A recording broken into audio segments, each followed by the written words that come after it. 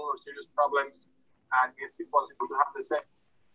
Okay, maybe because I'm also forwarding the stream on YouTube, so because the other week was the last time was actually nice to have this possibility, give this possibility. Later I will share the link. Okay, please, Isis, if you want to start. Okay. Well, thank you, everybody. I just want to present. Do you want to? Yeah, you can share your slides if you want. Mine or yours? Yeah, yours were more complete, I think. Okay. Okay. So please, 1 second. Actually, I think it's the same. It is the same, but I have to share all the. You can just share the. I'm sorry, I didn't do this. I didn't do this before. I prefer you to share your screen, okay, please, because we have the same actually. If you can share mine. Yeah, wait a moment. My slides. Yeah.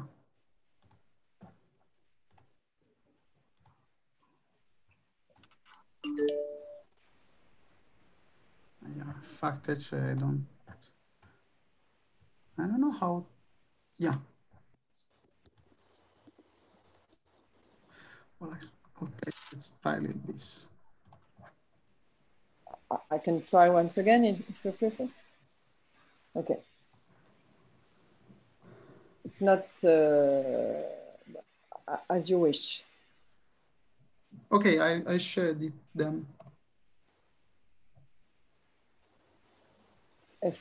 Oh yeah, okay. So I wanted to say a few words before you begin about our lab, which is Cognition humaine et artificielle in French. Our aim is to understand, as I wrote, human cognition and to create technologies to the benefit of everyone. So our aim is to take into account capacities, needs, and motivations of humans to develop models of human and artificial cognitions, according to the name of our lab. And the thing which is important is we want to propose a human-centric design.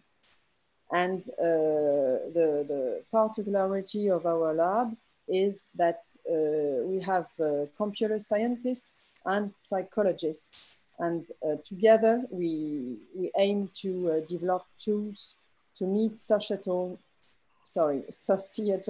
needs. Next, if you want.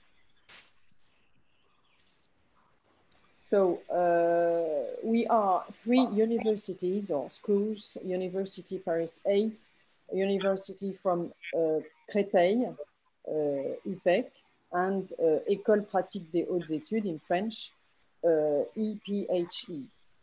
We are about or more than 60 people, professors, assistant professors, research scientists, graduate students, postdoctoral fellows, etc.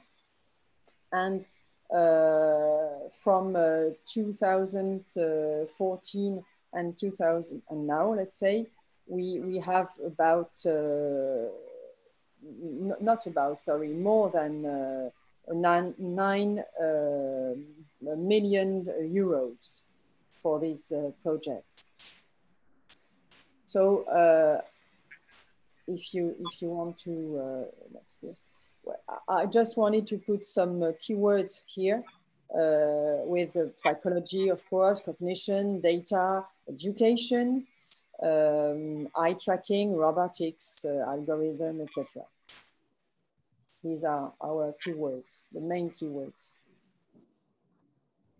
And now the schedule, perhaps Salvatore. Yeah, maybe just to add, thank you, Isis, just to add a few words, like some forwards, actually. The idea of this workshop, actually, we had this idea of this workshop more or less around this summer, because we had, because it was supposed, we were supposed to have ICRA, the ICRA conference, the International Conference on Robotics and Automation in Paris. So we started to organize around maybe just after November, because with some of the people that are here, actually, we meet in November, and in January in Japan.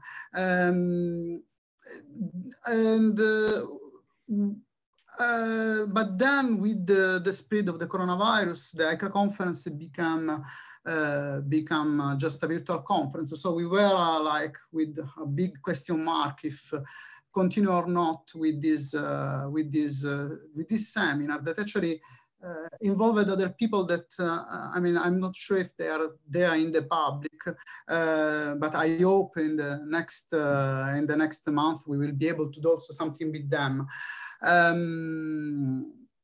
And maybe with this idea that I think we common share about finding something in the middle between robotics and cognitive sciences in general, psychology, psychiatry, with the study of human, with the main idea that actually if we want to progress in robotics, we need to understand what is going on in other fields, and also the other fields can benefit. In particular, human sciences, social sciences can benefit from progresses in robotics. So today we will have 4 people here. Okay, Giulio Sandini, Lorenzo Iamone, Antonio Chella, and Mariamma Limardani. Yeah, there are many Italians actually. So we will start with Giulio Sandini, that is from the Italian Institute of Technology and the University of Genoa. That just for giving an idea is one of the fathers, let's say, of the ICAB platform. Okay. So Giulio, if you want to take over the platform. Yes, you have to unshare yours. And then yeah. I can share mine, yes. I think I did it. Okay, so let's see. Just okay, let's share this one. So you should see a sky now. Yeah. Do you see it? Okay, good. Then I'll show you these slides. I mean, just it's not this is not today's sky. Today is in Genova is a little bit covered, let's say, but okay, let's do this. Now you should see the first slide. Yes. Okay, so okay, well, working on social robotics, I don't like this, you know, this teleconferencing very much, because I prefer to see people and have, you know, see their faces. But anyway, let's do this. I mean, let's start with this talk.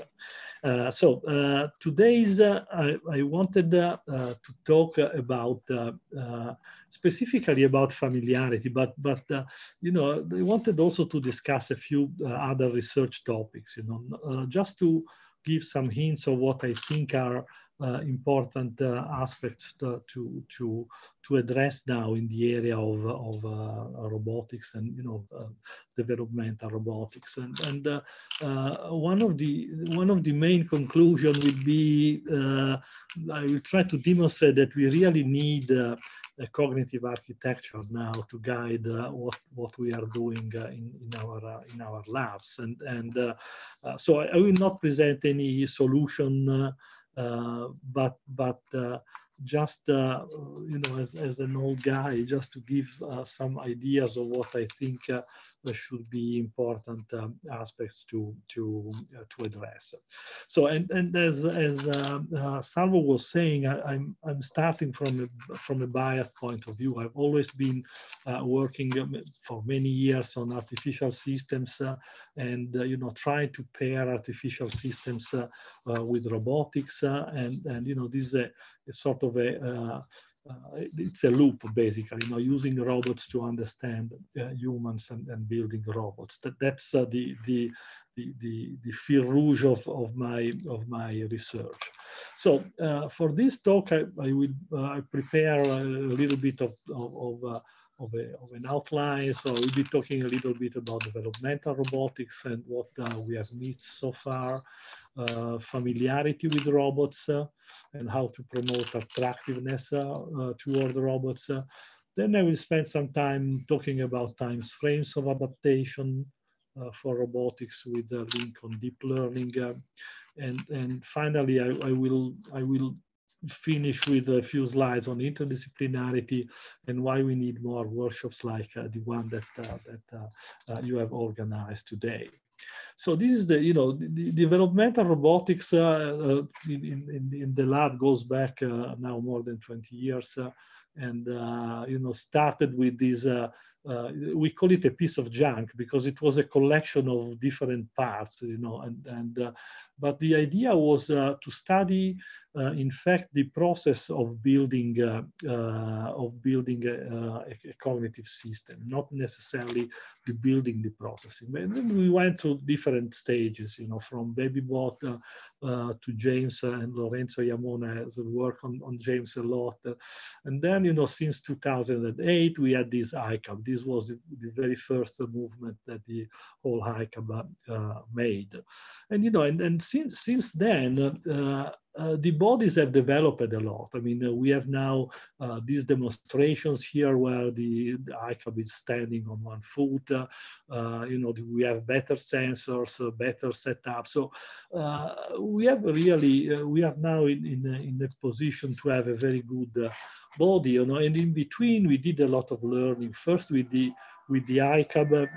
First with the BabyBot, doing you know, learning gravity and well, learning different aspects, and then with the ICAB, more, I call it individual learning, because all of these are experiments where some kind of learning is demonstrated on the ICAB itself. You know, affordances, how to repeat actions.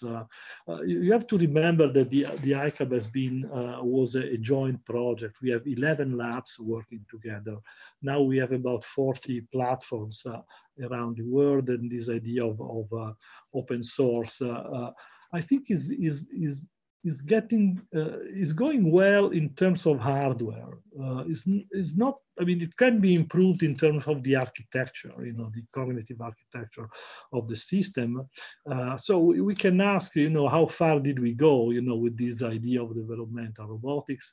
We have a lot of very nice hardware, and we have a lot of individual learning. And, you know, if you read newspapers, sometimes it looks we are, you know, close to delivering some personal robots, and there is a collection here of all the robots. But, you know, and all of them, almost all of them are failed, at least in their idea of becoming personal, you know, and there are articles being published in different journals where they basically describe and try to decide why is happening. You know, also this idea of cobots, you know, this rethinking robotics has closed. You know, Pepper is, you know, doing not so well. And I think that the main issue here is that there has been a confusion between working next to human and working with humans, you know. So even, you know, close proximity is not what we want, you know.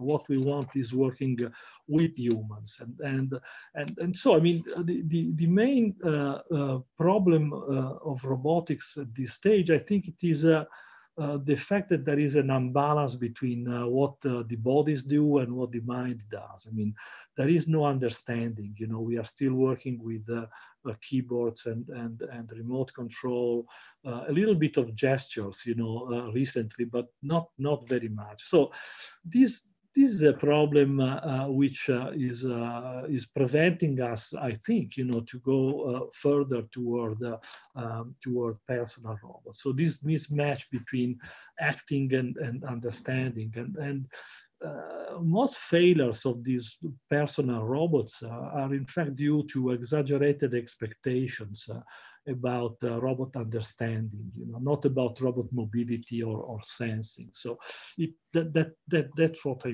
I mean, and certainly this idea of developmental robotics, we also did our mistakes, you know, and I'm just mentioning two. You know, the first one is something I repeat often, but we implemented the stroboscopic view of development. If you remember the slides I've shown before with a lot of learning, all of them are individual. You know, we have frozen development into stages, you know, and this is probably due to the fact that, you know, people is very keen on the ideas of Piaget, but I mean, there is this prevalence of stages which is not helping. You know, we should look, I think, more to this. You know, Vygotsky idea of the zone of proximal development, where you know, the big role of social interaction.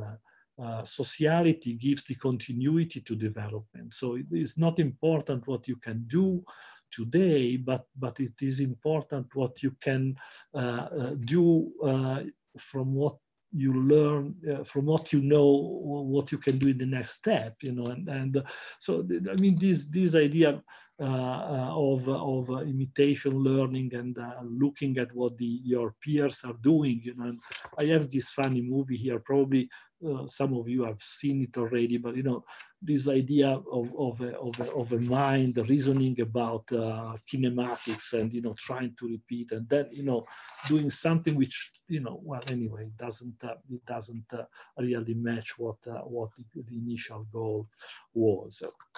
So it is the combined lack of understanding, time continuity, and social interaction that is preventing the study of the development of social relationship. So it is not development of sensory motor coordination or learning or affordances, but development of social relationship. You know, so one first thing I think we need to do is to focus more on the ontogeny of social relationship, how we develop an internal model of each other, you know, you know, and this development of social relationship, you know, of course, you know, it requires time, you know, needs time to develop, you know, so this brings up the issue of familiarization I was referring to before. You know, familiarization itself refers only to the longevity of the relationship, you know, and it can promote attraction or repulsion, not necessarily, you know, be attractive. And you know, familiarity with personal robots does not promote attractiveness, as they are. You know, the failure of the personal robots I was referring to. People get bored about you know, working with these devices, and we need to consider, you know, how to exploit familiarity to promote an attractive relationship, you know, to go, as I say, beyond the usefulness driven relationship. So it's not a matter of having a robot which is useful, but, you know, a matter of developing the liking of being with a robot, you know, in order to establish a positive relationship. So somehow, you know, going beyond the Roomba, you know, which we are using in our houses, just because it is useful. So familiarization, I refer to this. This is a very interesting article about familiarity, you know, and the familiarization which can promote attraction or can promote repulsion. You know, that's and the effect of familiarity depends, as Finkel was and colleagues were saying, depends on two things. You know, depends on both the stage and the nature. So the nature of the relationship between what they call perceivers and targets. Of course, it's a mutual thing, but you have to establish it. So they define 3 relationship stages and 3 principles, which I will go through now briefly, just to explain what I mean by, you know, a robot which is somehow establishing an attraction, an attractive relationship with a human. So the awareness stage is the initial thing. You know, you meet someone, you might see a fellow student in a college and know that she's enrolled in the class, but you have never talked to her. You know, it's just meeting a person, you know, for the first time. You see someone and that's it. So this is very easy for robotics. I mean, as you can see in these examples. So the second stage, he calls, is the surface contact. So it's a little bit of an interaction with a person, but you still don't know if you are going, you know, to establish a long-lasting relationship with that. You know, it's like, you know, this Red Ball demo that we do with the ICAP very often. You approach the robot with a Red Ball and then start playing with the robot. So just trying to do something like that. The third one, which is of course the most important, is the mutuality. You know, and by at this stage there is an established relationship. You know, and it is interdependent. It's not. I mean, what you do has an impact on what the others are doing, and vice versa. You know, and this is the topics. You know, if it isn't mutual, it isn't personal. So for robots, this stage is still science fiction. We don't have anything which reaches this kind of stage with the robots today. So this was the stage. Now, what the quality of the relationship? As I was saying, you know, the relationship can generate attraction or can generate repulsion according to aspects which colleagues call these principles. You know, and the first principles, which is either, you know, promoting or undermining attractiveness, is what they call information coherence. You know, and refers to the extent to which individuals can integrate the information they acquire about a person. So they have this concept of cognitive fluency, which refers to, you know, how easy you understand what is happening, you know, how easy you understand what the other person is doing. So if there is a low information coherence, then, you know, with time attraction goes down. So that's you know, or otherwise, if there is an information coherence. So every time you meet a person, you know, you have to add a piece to the puzzle of his personality, and you know, if you find too many pieces which don't fit, then this goes toward the negative aspects of familiarity. Then, you know, the second principle they call is experiential saturation, you know, which is basically something unfortunately common for robots to bring boredom, you know, and you know, you need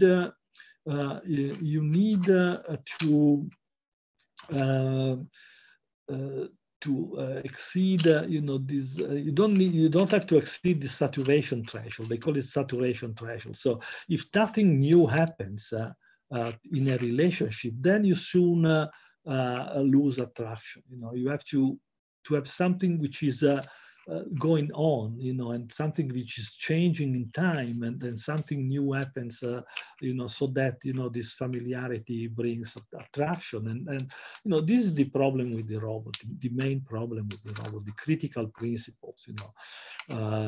Saturation threshold is reached if the robots behave in a repetitive way, if it doesn't change, does not evolve with the partner. You know, it may still be useful as Roomba, but it does not really go beyond the level, you know, of an electrical appliance. It's like a washing machine and something like that. So very rarely robots, you know, approach these things, you know. So forget about the third principles, which is a structural interdependence, you know, the extent to which two individuals have frequent, strong, and diverse influences on each other, you know. And this is not only, they characterize that with two quantities, you know, the strength, how much the relationship is influencing each other behavior, but also the diversity, you know, how variable it is, how different, how many activities you do together. So, you know, it's basically going from meeting a person to loving a person. You know, that's the kind of thing. We don't want, you know, people to love robots, but, you know, it is going in that direction. So there is this mutuality stage. So, I mean, the three principles and three stages, you know, which abilities must a robot have to establish this attraction, you know, from going to awareness to mutuality, reaching cognitive fluency, avoiding reaching the saturation threshold. You know, I have put here some of them. I think the most important is that the robot must remember past interaction to build a relationship, you know, and to interact prospectively, to know that if the person is interacting, does like or does not like something.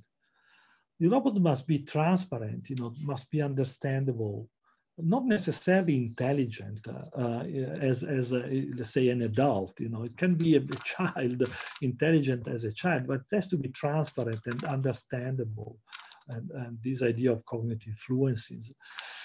I think it also has to display some human weaknesses. I mean, if the robot repeats exactly the same action, exactly the same time, every time, it detaches from, you know, the fact that our behavior is a little bit more stochastic. You know, we make errors and there is noise going on. And the robot must have a value system. This, of course, is of paramount importance, you know, and must be able to react according to this value system, you know, act to please or things like that. And last but not least, you know, must understand intentions and feelings and behave anticipatorily and altruistically. So what I'm basically saying, you know, with this list of things is that we need to address the issue at the level of the architecture, you know. We cannot really address this by individual learning or individual abilities. We need to have a framework where to put all these aspects, you know. And I'm citing here this article by David Vernon, Klaes van Osten, and Luciano Fadiga, which were, by the way, part of the group. I mean, David was one of the main actors in the ICAB project, and Klaes was also the developmental psychologist working with us, and Luciano Fadiga, the neuroscience. So they wrote this book at the end of the Robot Cab project, but they also wrote this update, you know, with these desiderata for developmental cognitive architecture, you know, and talking about the developmental process should operate autonomously. This is a very nice article if you are interested in cognitive, developmental robotics. You know, and these are the desiderata that they list in this paper. So there are 10, but, you know, if you reshuffle them and prioritize them specifically to establish an attractive relationship, I would put, you know, declarative and procedural memory at the top, then value system, prospective action, and this idea of constitutive autonomy, which I think is a subtle, at least to me, it's a subtle concept, but the idea that the robot itself has to change. It's not only to adapt to the environment outside, but it also has to evolve somehow, in order to establish this is an important part of cognition, and it is an important part of the process of building an attractive relationship. So a little bit of a recap so far. I mean, I still have 10, 15 minutes to go, but I mean, maybe 10. I'll try to go fast. But so far, we have seen that there is a mismatch between acting and understanding, that we broke these dynamics of development, and that we need to think about the ontogeny of social relationship, the fact that familiarity should attract, should produce attractiveness, and to come up to this idea that we need to address the issue at the level of the cognitive architecture. So, I mean, where do we go from here? I mean, these are just good wishes. I mean, which models do we use? Which tools? Which priorities? And of course, I mean, you see, maybe you see part of your path in front of you, and you ask yourself, if deep learning is useful. Now we know that there is a very strong agreement about cognitive scientists that deep learning is not so important. But I will try to go through a little bit of the points which I think on one side, the fact that deep learning is not good, is not transparent. But as Judea put it, I mean, I personally don't like opacity, so I won't spend my time on deep learning, but I know that it has a place in the makeup of intelligence. So I think this is the what we should think about. I mean, it's not certainly this solution, but and it is not the solution because it's very weak on generalization. And even Joshua Benjo, I mean, it was pointing the fact that it does not generalize very well, while we would like the system to be able to exploit what has been learned before to learn something new. So this idea of transfer. So after all, I mean, if you learn how to use your hands, you more or less should know how to use all the tools that we have developed. Deep learning gives a fragmented view, no causation, which is what is important, causality encodes the invariant element of the world. I mean, and Judea Pearl and Joshua Benjo are the person who actually, within brackets, invented this idea of deep learning, but now, both of them recognize that we need machines that are can discover causal models. So this is what is missing. So this idea of individual learning I was referring to does not work. I mean, does not scale. You have to if you assemble a set of intelligent solutions by learning task-specific representation, you don't produce an adaptive system. So again, we are back to the big picture, to the architecture, again from there. And one thing we should consider along this is also another important point. I think we should consider the time scales of human adaptation, evolution, development, learning, all of them acts at different time scales, and maybe, we have to consider that some aspects of mental representations are innate, and then maybe we have to revisit this relationship between what we get from evolutionary processes and what we get from learning, This very relatively old article, 1999, by Stefano Nolfi and Dario Floreano, and this instead relatively new, last year, how learning can change the course of evolution, and so these are important aspects, and maybe deep learning is not the solution, but maybe it's part of the solution. Maybe in the framework of developmental robotics, we have been trying to learn too much, sometimes using wrong tools, while, deep learning may be a better solution, to obtain the blueprints of the tools that we use, to develop a system. That is what I think, we need to harmonize these different timescales, and decide which tools to use for each of these aspects, considering the fact that embodiment is the reference, all these tools needs to act on the body. Of course, human body changes in time, while a robot body does not change in time, but it is an important thing to consider. It's the old debate of the role of nature versus nurture. What can be inherited and what can be developed. And I have this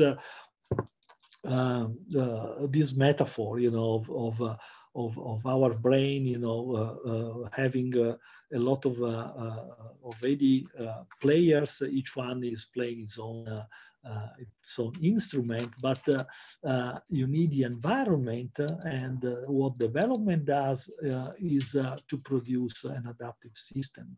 This orchestra here can play any music. And this is what maybe it's a very trivial metaphor, but we have a lot of important evolutionary priors, both motorically, discrimination of color, identification of biological motion. So both perceptual and motor, but also social skills. I mean, we have a sort of a disposition toward human features, faces related, the sound of voice, the smell of the mother, biological motion. These are built in, and all of them are based on, our mouth, face, eyes, hand, voice.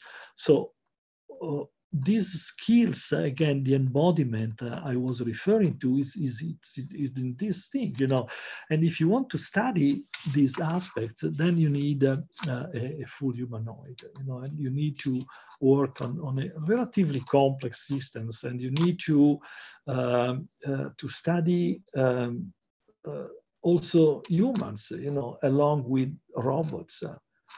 To understand social messages and go on with this idea of familiarization, and this is what we are doing here. With it's a teamwork. I mean, of course, I mean the main players now of the experiments are Alessandra Sciuti and Francesco Rea. They do work on aspects like. So I mean, I want to point out that it's a very nice group. Sorry, this so they are working on aspects, motor contagion, gaze, the role of gaze for interaction, personalization, all these kind of things. So putting ICAB in the loop with humans to study humans, basically, that's what they do. So to address in parallel, which is what it was said at the beginning by Salvo, to address in parallel how to advance technology, but also how to extend our knowledge of humans. We have to go. I mean, these slides, I'm sure that certainly some of you have already seen, but I want to point out that we need to go beyond the superficial level of interdisciplinarity, in this sense. And what I mean, is that the superficial level goes like a scientist does an experiment, writes a paper, the engineer reads a paper and builds a robot. I mean, this, of course, does not work because the two communities are set apart. You need to establish a strong link. This is what I was referring to. Put the robot in the loop somehow to study humans, to go from descriptive models to explanatory models. So if you stick to a descriptive model, you build something which is biomimetic. And this is just a part of the story. I think you should ask also why the system works like that, and come up with these explanatory models which are different, really produce different technologies, if possible. And to do that, we need to join forces with all the groups interested in robots able to understand, with a reference architecture. So the equivalent of the ICAB hardware, but something which we share from the idea of the architecture. I'm sure that any architecture we propose now is going to be wrong, but we need to have something like that in order to guide what we do. And academia need to nurture the formation of an extended research community, including performing arts, philosophy, math, but really involving the people in the design of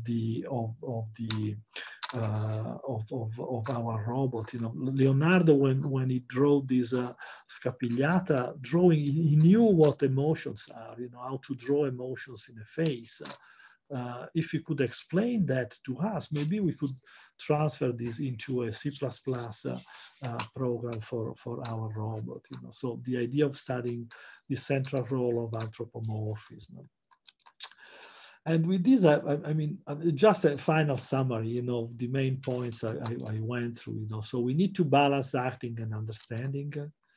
We need to focus on the ontogeny of social relationship. And talk about familiarity and think about attractiveness, to have robots working with us for a long time.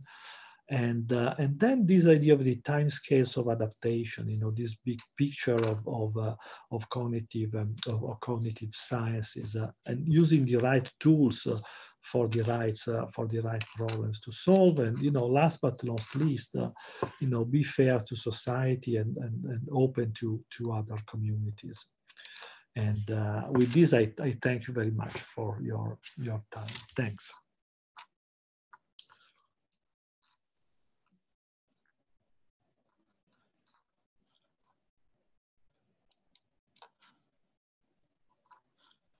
Okay, thank you, Giulio, really, for the super interesting talk, as usual. I don't know if in the public there is someone that want to ask some question. Just turn on the microphone if you want.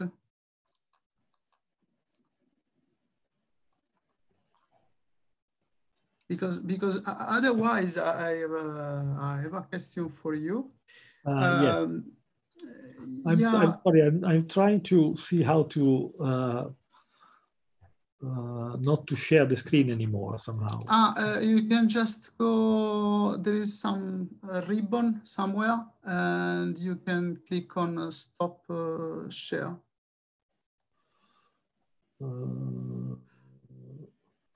Or otherwise, maybe I can do for you. Oh, stop share. Okay, here it is. Okay, found it. Okay. Thank you. Yes, go ahead, Salvo. Yes, because in the last two. Okay, this is more linked to the beginning maybe of your presentation, because in the beginning of your presentation you said that a lot of robotics since now faded. This is an issue which we talked a lot, especially with some friends, with the idea of making startups, etc. If makes sense or not. But more in general, what I thought is, I mean, I saw myself in this last 2 months closed at home. I mean, okay, I did many things, but actually I really thought about how I could use what I know, what I like, robotics, etc. In this emergence. So I don't know, do you have any idea about the role of robotics in this crisis, in these times, and if how we can use this stuff in this period? I mean, this Salvo. I mean, this has been. I mean, this emergency has been for the second time, a demonstration that robotics cannot help with what we know now. The first time was with the Fukushima event. You know, basically the Japanese robotics researchers apologized with the nations because they were not able to do anything useful in that situation, in spite of the fact that they were talking about emergency robots for many years. You know, and I think that in this emergency, we are still in the same situation. We have not been able to offer an important help to our society. I've seen things published which are, in my view, unethical, you know, as tools, you know, proposing them as helps for this COVID-19. So robotics is very useful in industries. It's very useful for, you know, to automate things. We have done a lot of progresses. So the field is very good, but whenever it has to interact with people, still does not have anything big to offer, I think. And this is because we need to understand what are the you know, the intentions of the others in order to be helpful. So this, I mean, sorry, just one thing. I don't want to give an impression that we cannot do anything, you know, because there is something that, you know, a little bit at a time we can do, but we need to be more open-minded, you know, and look also at what people working in deep learning are doing, you know, the good old AI, you know, the symbolic things, the knowledge representation. There is a lot of stuff there which is important. We should extend a little bit our ideas there. Thank you. Actually, I remember the period of Fukushima, and I completely agree with you. We had the same sensation, the same. It was exactly the same, actually. Yes. Yeah. But I mean, this should be for us a very strong push to continue doing things, you know, because there are a lot of things to be done, and some of them are maybe more reachable than others, but we have to pursue something like that.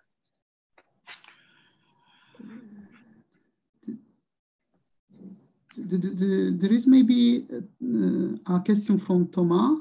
Thomas, do you want to take the microphone? Turn on the microphone. Yeah, I can speak if you want. Yeah, please. You spoke about deep learning and the problem with interpretability, and yes. When thinking with Salbo about use of deep learning in robots and in the clinical side, we had some issues with the amount of data it was using, the time we needed to train the model or to have an output from deep learning. Yes. And the energy it uses, do you think it's as important as the problem of interpretability? I mean, at least to me, it's important because I mean, I had this idea that I want to try to understand how, you know, in general the brain works in details. So to me, it is important, so from the knowledge point of view. But what I think it is important. I mean, I was saying that maybe with developmental robotics, we tried to learn too much, okay? Maybe with deep learning, people is trying to address the wrong problems. As we are trying to address the wrong problems using our, you know, learning ways of doing things. So in some sense, I'm not maybe that in some cases, in some situations, for some problems, you really need a huge amount of data. No? Evolution has used endless, almost endless number of iterations to arrive to what we are today. So maybe there are things there are problems you can solve only using a huge amount of data, and problems that can be solved using a small amount of data, and that is what I was referring to when I was saying you need to define the right tools for the right problem. Okay, thank you. Since we are maybe a little bit late. Yeah. Ronan, if you want, you can turn on the microphone.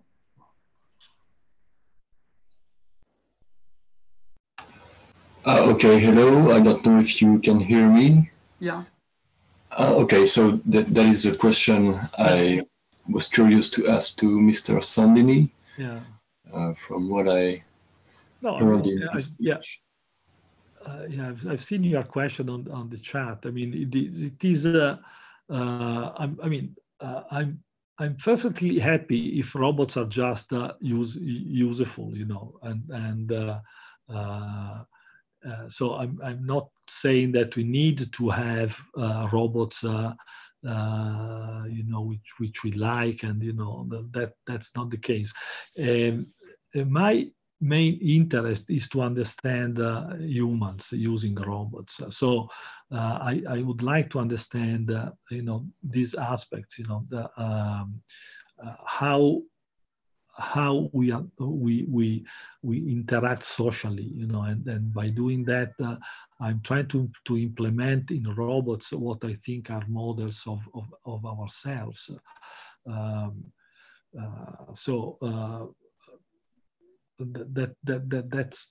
That's the main motivation.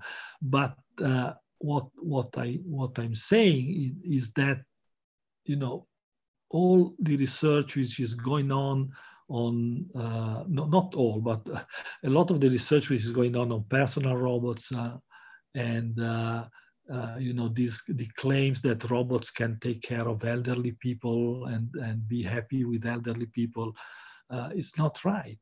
I mean, people have to accept the fact that with the technologies that we have now, we cannot do that. If they want to do that, they have to understand better our own you know, behavior, our own social interaction skills, and so my main interest is scientific, and I think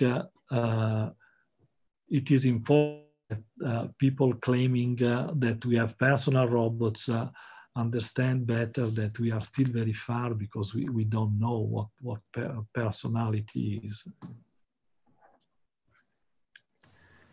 Thank you. Thank you. Okay, thank you. Maybe I mean, maybe we can go to the next speaker, Lorenzo Iamone. Lorenzo Iamone is from Queen Mary University of London, and he will talk about haptic and dexterity. So Lorenzo, I think you can. Yeah. So sorry, I need to share my screen. Yeah. I think is this basic. The green one.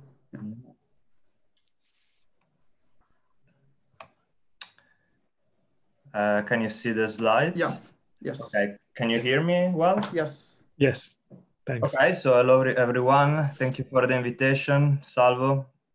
And well, it's a pleasure to speak after Giulio. And Salvo introduced Giulio by saying he's the father of the ICAB, but he's also the scientific father of many researchers. And I put myself in that family as well, because he was my PhD, let's say, supervisor, or let's say I was working in his group. And yeah, I'm talking from London now. That's where I work at the moment. I am a lecturer in robotics at the Queen Mary University of London, although I'm originally from Genoa and Italian.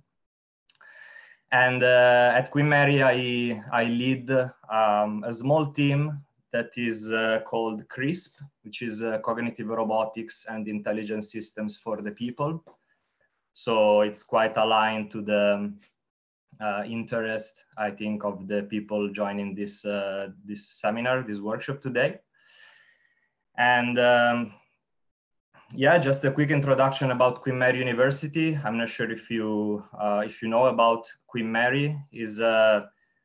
Is actually quite, I would say, important university in the UK. We are in the Russell Group, which is the group of the 25 say best universities in the UK, and ranking 100 in the world. So it's quite I would say, established and famous university. Although I didn't know about it before joining. I joined 3 years ago, and I didn't know this university existed, partly because I'm ignorant, of course, but also because robotics is a new subject there. So we established indeed a new group. And we are also famous for being the sunniest university in London, as you can see from the pictures here. And as I said, the robotics is a new initiative in Queen Mary. So Kaspar Althofer, who is the head of the group, came to Queen Mary around 4 years ago from King's College, and established ARC, the Advanced Robotics at Queen Mary, which is now a center of 8, so we are about 8 academics, like core robotics people, plus 20 associate academics from different subjects, computer science, but also psychology, medicine, etc. And we have about 5 postdocs and 35 PhD students. That's more or less the size of our group, covering a large number of topics, from soft robotics, which is the main interest of Kaspar. And you can see on top this picture of a small octopus-like robot. So really soft robots made completely out of soft material. And then we do tactile sensing, vision, assistive technologies like this robotic wheelchair that you see in the bottom image. And in the same image, you see other more industrial-like robotic arms. We do teleoperation, robotic manipulation. Plus, we have other people working on drones, even space robotics, human-robot interaction, and AI and cognition. So quite a variety of topics. And as I said, my team mainly focuses on cognitive robotics. So the general idea was already brought forward by Salvo and Giulio. It's on the one hand to create smart robots, taking inspiration from nature, I would say, from biology in the broad sense. And on the other hand, to try to understand better human intelligence. We are 10 people. Not as much gender balanced as Giulio's group, unfortunately. We have just one female member, and you may see in the picture there is a very poor Photoshop because she just recently joined us, but she truly is with us. It's not just I didn't just made it up. So the picture is Photoshop, but she's really with us. And so yeah, we have a number of robots and a few funded projects. Topics include the manipulation, tactile sensing, and others. And I will talk more, give a few details of some of the topics we are working on. But before starting that, I would like just to give a very quick introduction about myself and my background. So this is my, let's say, short bio. So I did my PhD in the IIT in the group of with Giulio and Giorgio Metta, Lorenzo Natale and Francesco Nori. Then I moved first to Waseda in Japan, and then to Lisbon in Portugal for as a postdoc. And then I started at Queen Mary in 2016. And I will just give a couple of snapshots from my research before joining Queen Mary. So really, my PhD, at least a big part of it, was to to understand how a robot could learn how to reach for objects. So we are talking about physical intelligence, sensory motor coordination. And the idea was not just to rely on robot learning, but also to take some specific ideas from studies on humans, on children, and try to implement those in the learning architecture of the robot to see whether those things will help. And in particular, what we did here was to encode the position of the object, not just in the visual space, so not just position of the object detected by the camera, but in the motor space of the robot. And this idea of the motor contribution to perception, I think it's very important. And so here, the robot is first detecting this red ball with his eyes, but then is moving the head and the eyes to gaze and to fixate the target, the ball. And when that happens, the motor configuration of the robot can be used as a reference, as a target for the reaching motion. So the reaching motion, let's say, switches from touching the object, or let's say, bringing the hand towards the object, to bringing the hand to the fixation point of the robot. So it becomes then a motor-motor relationship. And this proves to be helpful in the learning. So it simplifies a lot of things. And what we showed basically is that you see on this graph the progression of the accuracy of the reaching movement over time.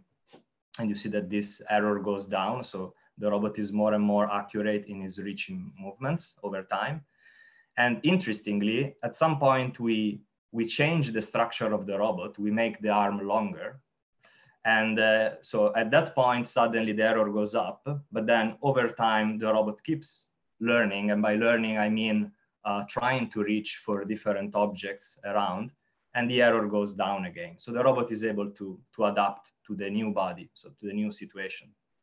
And of course, on the one hand, this is quite important for robots, because if you have such a robot, it might be much more, so it's an adaptable robot that can adapt to changes, right? Similarly to what humans do.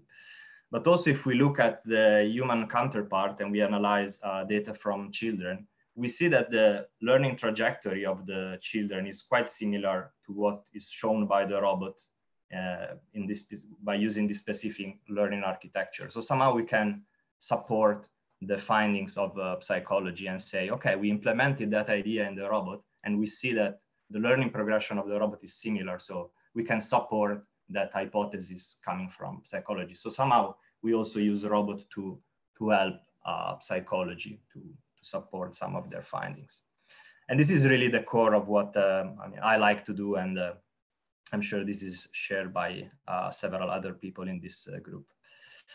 And yeah, so then I went to Japan for 2 years. I was working on extensions to this system. And so we started now with a full humanoid robot this time that is, it was capable of reaching with his right arm towards object. But it also started discovering the limitations of just using the arm. And so basically still encoding the position of object with the motor information coming from the head and from the eyes, the robot will start discovering that some locations in space are not reachable if only the arm is moved. And so other degrees of freedom have to be recruited, right? So the robot starts exploring new movements and increasing his capabilities. And therefore creating a representation of the outside space, which again is encoded in the motor system. And then I moved to Portugal, to Instituto Superior Técnico in Lisbon. And I started working on this idea of object affordances. I joined a group led by José Santos Victor and Alexandre Bernardino, a group who has been working on computational model of affordances since a long time. And I joined them and we continued this work on affordances. So by affordances, by the way, I mean the concept originally proposed by Gibson in the 60s about the visual perception of action possibilities that are in the objects. So the way in which humans, but also animals, they visually perceive what kind of actions they can do with objects around. And one important aspect of this visual perception process is that it actually depends on the actions that the specific agent can do, right? So I can perceive something because I can do that action.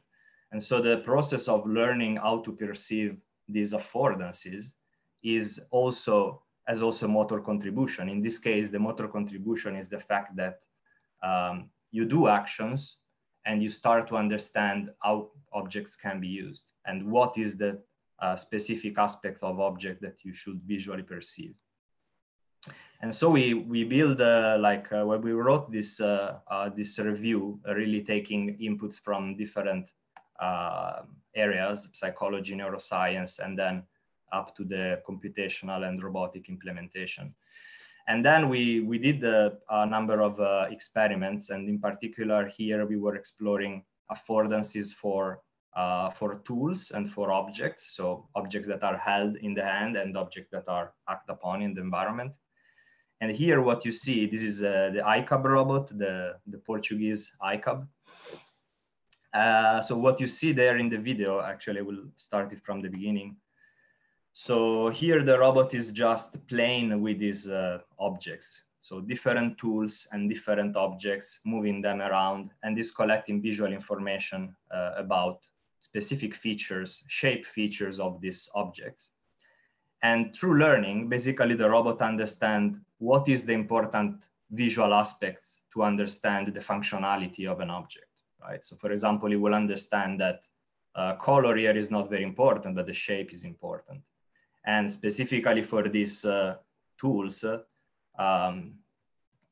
the fact that the one tool has a kind of a hook shape is important for that tool to determine whether it can be used to pull an object or not.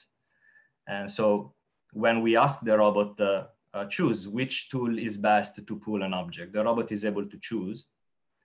And you can see here we show objects that has not been seen during training, and they only share some similarities. And the robot is able to understand what is that has to be similar, right? So in this case is this hook-like shape or concave shape of the effector of the tool that is important for that specific action. So we can say here the robot is able to perceive that affordance, right? And to generalize that to new situations. So ideally to whatever object is in front of the robot can make a prediction, has a belief about what is the possible affordance. And we tested this, of course, with the many different tools. And this experiment were in the context of a larger project, a European project called Poeticon++, in which as Istituto Superior Tecnico, we were involved together with other European partners, including IIT and Plymouth University, also Maryland from the US, and CSRI in Greece was the coordinator. And here the task was to create a cognitive architecture for human-robot collaboration, in which the scenario is that there is a human asking something verbally, please ICAB, can you make a sandwich? And then the ICAB is in front of all these objects and has to figure out what does it mean and how to do it, which is of course very challenging. But we managed to obtain some interesting result, at least in, let's say, in a relatively closed environment, but still quite unstructured in the sense that there are several objects and we can change the position of the object. We can show new object, and the robot is able to deal with a number of unexpected situations, let's say. So the robot formulates a plan starting from this verbal instruction, but then is able to monitor the situation and adapt the plan in real time. And also, so there is a part of visual recognition of objects in which the robot has learned the name of specific object, like that is the ham, that is the tomato. But there are also objects like this rake that is using that were not learned, so the robot doesn't know the name of that specific object. But from this affordance perception, it can understand, okay, that shape of the object is good if I want to pull an object closer. And so we were implementing this this system, which I think was a relatively good show of what a cognitive architecture, together with a well-developed individual component, was able to achieve some interesting result in this I call manipulation in a relatively unstructured environment in which you don't know what are the objects and you don't know where they are, and so on and so forth. And we were quite happy about that.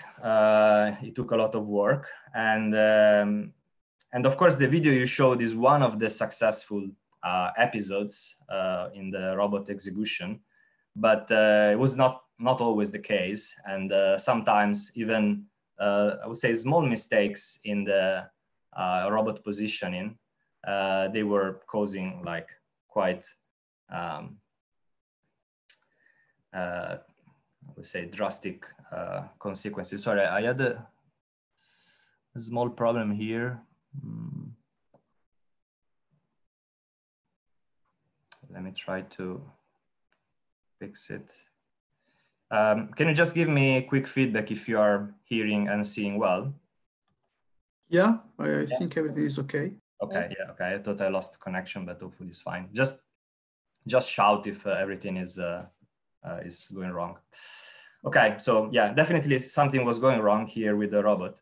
And I think here the problem was that we did have a quite good architecture in which the robot was putting together different capabilities and be able to adapt to different situations. But still we had a lot of troubles in performing, I would say, manual tasks that we thought should have been quite simple, and in fact they were not. So I think this kind of motivated my later research and the research that I've been doing in the past 4 years, which is really how can we avoid this failure in manipulation actions. And when I say simple, I mean these are actions that you think they would be simple, but in practice they are not. I mean, they're simple when we do them, like for example, taking an object and pull another object closer, right? But actually they're not very easy to be realized with a robot in this kind of unstructured situations in which you don't have a lot of information about the environment. You don't know exactly where objects are, for example. So yeah, and so I would say this motivated my later research, and a big part of it is about haptics and dexterity. And yeah, just to kind of connect briefly to the previous talk from Giulio, Giulio mentioned a quote about, well, if we are able to understand how to use our hands, then we can use all the tools, right? We can do a lot of different things. And the problem is that at the moment, robotic grasping and manipulation is still far from getting to the actual understanding on how to grasp and manipulate whatever unknown objects you have in front of you. Right? So we are still quite far from that. So I think there is a lot of room for research there. And also when, yeah, so also Giulio mentioned this fact that in socially interactive robots, at some point there is this point in which the human user will lose attraction to the robot because the robot doesn't do anything new, right? Which in many of the social robots, it comes rather quickly. And I mean, I might be harsh there, but I think one of the reasons is that, well, they cannot do much. So, and I think, again, be able to use your hands in a completely unstructured situation, it will be a big step forward towards doing actually a lot of things that we do every day, right? So all these things motivated my research at the moment. And again, I will give some snapshots of the things I'm doing recently, which are mainly about 4 funded projects. One is about tactile sensing. One is about learning manipulations from human demonstration. And then one is about manipulation in really challenging environments, like nuclear, for example. And then another one is about learning co-manipulation. So how to manipulate an object together, like one person together with another person, or one person together with a robot. So about the tactile sensors, this has been work since a few years in collaboration mainly in collaboration with Waseda University, but also with the IST, Instituto Superior Técnico in Portugal. And the main idea that we use here for developing these tactile/force sensors is magnetic. So we embed very small magnets, or anyway, a very small magnetic source into a soft material. And then we put a magnetic sensor below. So then when the soft material is deformed, the magnetic field generated by the magnet changes. This changes is detected by the magnetic sensor. And therefore we can, by measuring the magnetic field, we can actually have information about how the soft material was deformed. So this gives information about the applied force or pressure. And we did many iterations of this sensor. This is just one of the recent iterations that was also praised during a couple of years ago, or 3 years ago, ICRA conference. And this is just a video of the sensor mounted on 2 fingers, but also internal side of fingers of a robot hand. And basically, the main difference between these sensors and other sensors that are available is that it is distributed, so on multiple points. And on each point, you can detect the 3D force. So both the normal force applying on the fingertip, but also the shear forces. And this is very important to detect different properties, not just, for example, the weight of the object here, but also to prevent slippage of the object. So it makes, of course, manipulation much more robust. Another way in which you can use tactile sensors, even simple ones, and is also to, for the robot to adapt a model, an internal model of its own body. So I presented initially the experiment in which James, a robot, was reaching for objects, and basically by vision and by experiments, it was able to adapt an internal model of its own body. And similar thing can be done through touch. Basically in these experiments, just in simulation here, the iCub is touching different surfaces, and these surfaces have a known orientation. And by touching these surfaces blindly, without looking, the robot is able to adapt a model of his body. So to maintain calibrated a model of his own body. So basically it's learning or adapting the information about its own body based on external stimulation by the environment.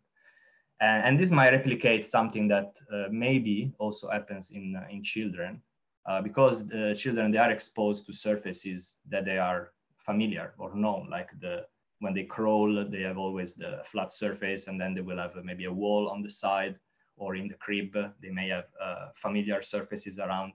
And it might be that they also use this kind of contacts with known surfaces to update a model of their body. Of course, in that period of time, their body is growing, so it's changing rapidly. Another thing you can do, of course, with this, especially this kind of tactile sensors that can detect the shear forces, is to detect the slip very early on. So if you look at the video now, visually, you might not even tell that the object is slipping. But if you look at the image below, in which the forces are recorded from the sensor, you can see these forces are changing. And so this can give a very early indication that an object is slipping. And you can see this from the sensor, but clearly you will understand also from your daily experience that tactile sensing is very important to detect slippage. It's important for that, but also for basically recognizing object. If you grasp different object, and here again, we have experiment with this gripper grasping different objects. Each of the object will create a different tactile signature. And you can see very clearly in the images below the tactile stimulation generated by gripping the different objects. And another kind of sensor we did based on very similar idea. So a soft material with magnetic source inside, which is deformed. We did by using a bio-inspired design, and we were inspired by the cilia. Right? The cilia are present in nature, in animals and in humans in different forms, like hairs or other sensors like cilia that we have inside our body or in the cells. And they're typically good because the physical structure of a cilia, so a very small pillar, it enhances, it increases the mechanical deformation, basically. So by creating this structure, we were able to create a sensor that could detect very, very small forces. And these are tiny.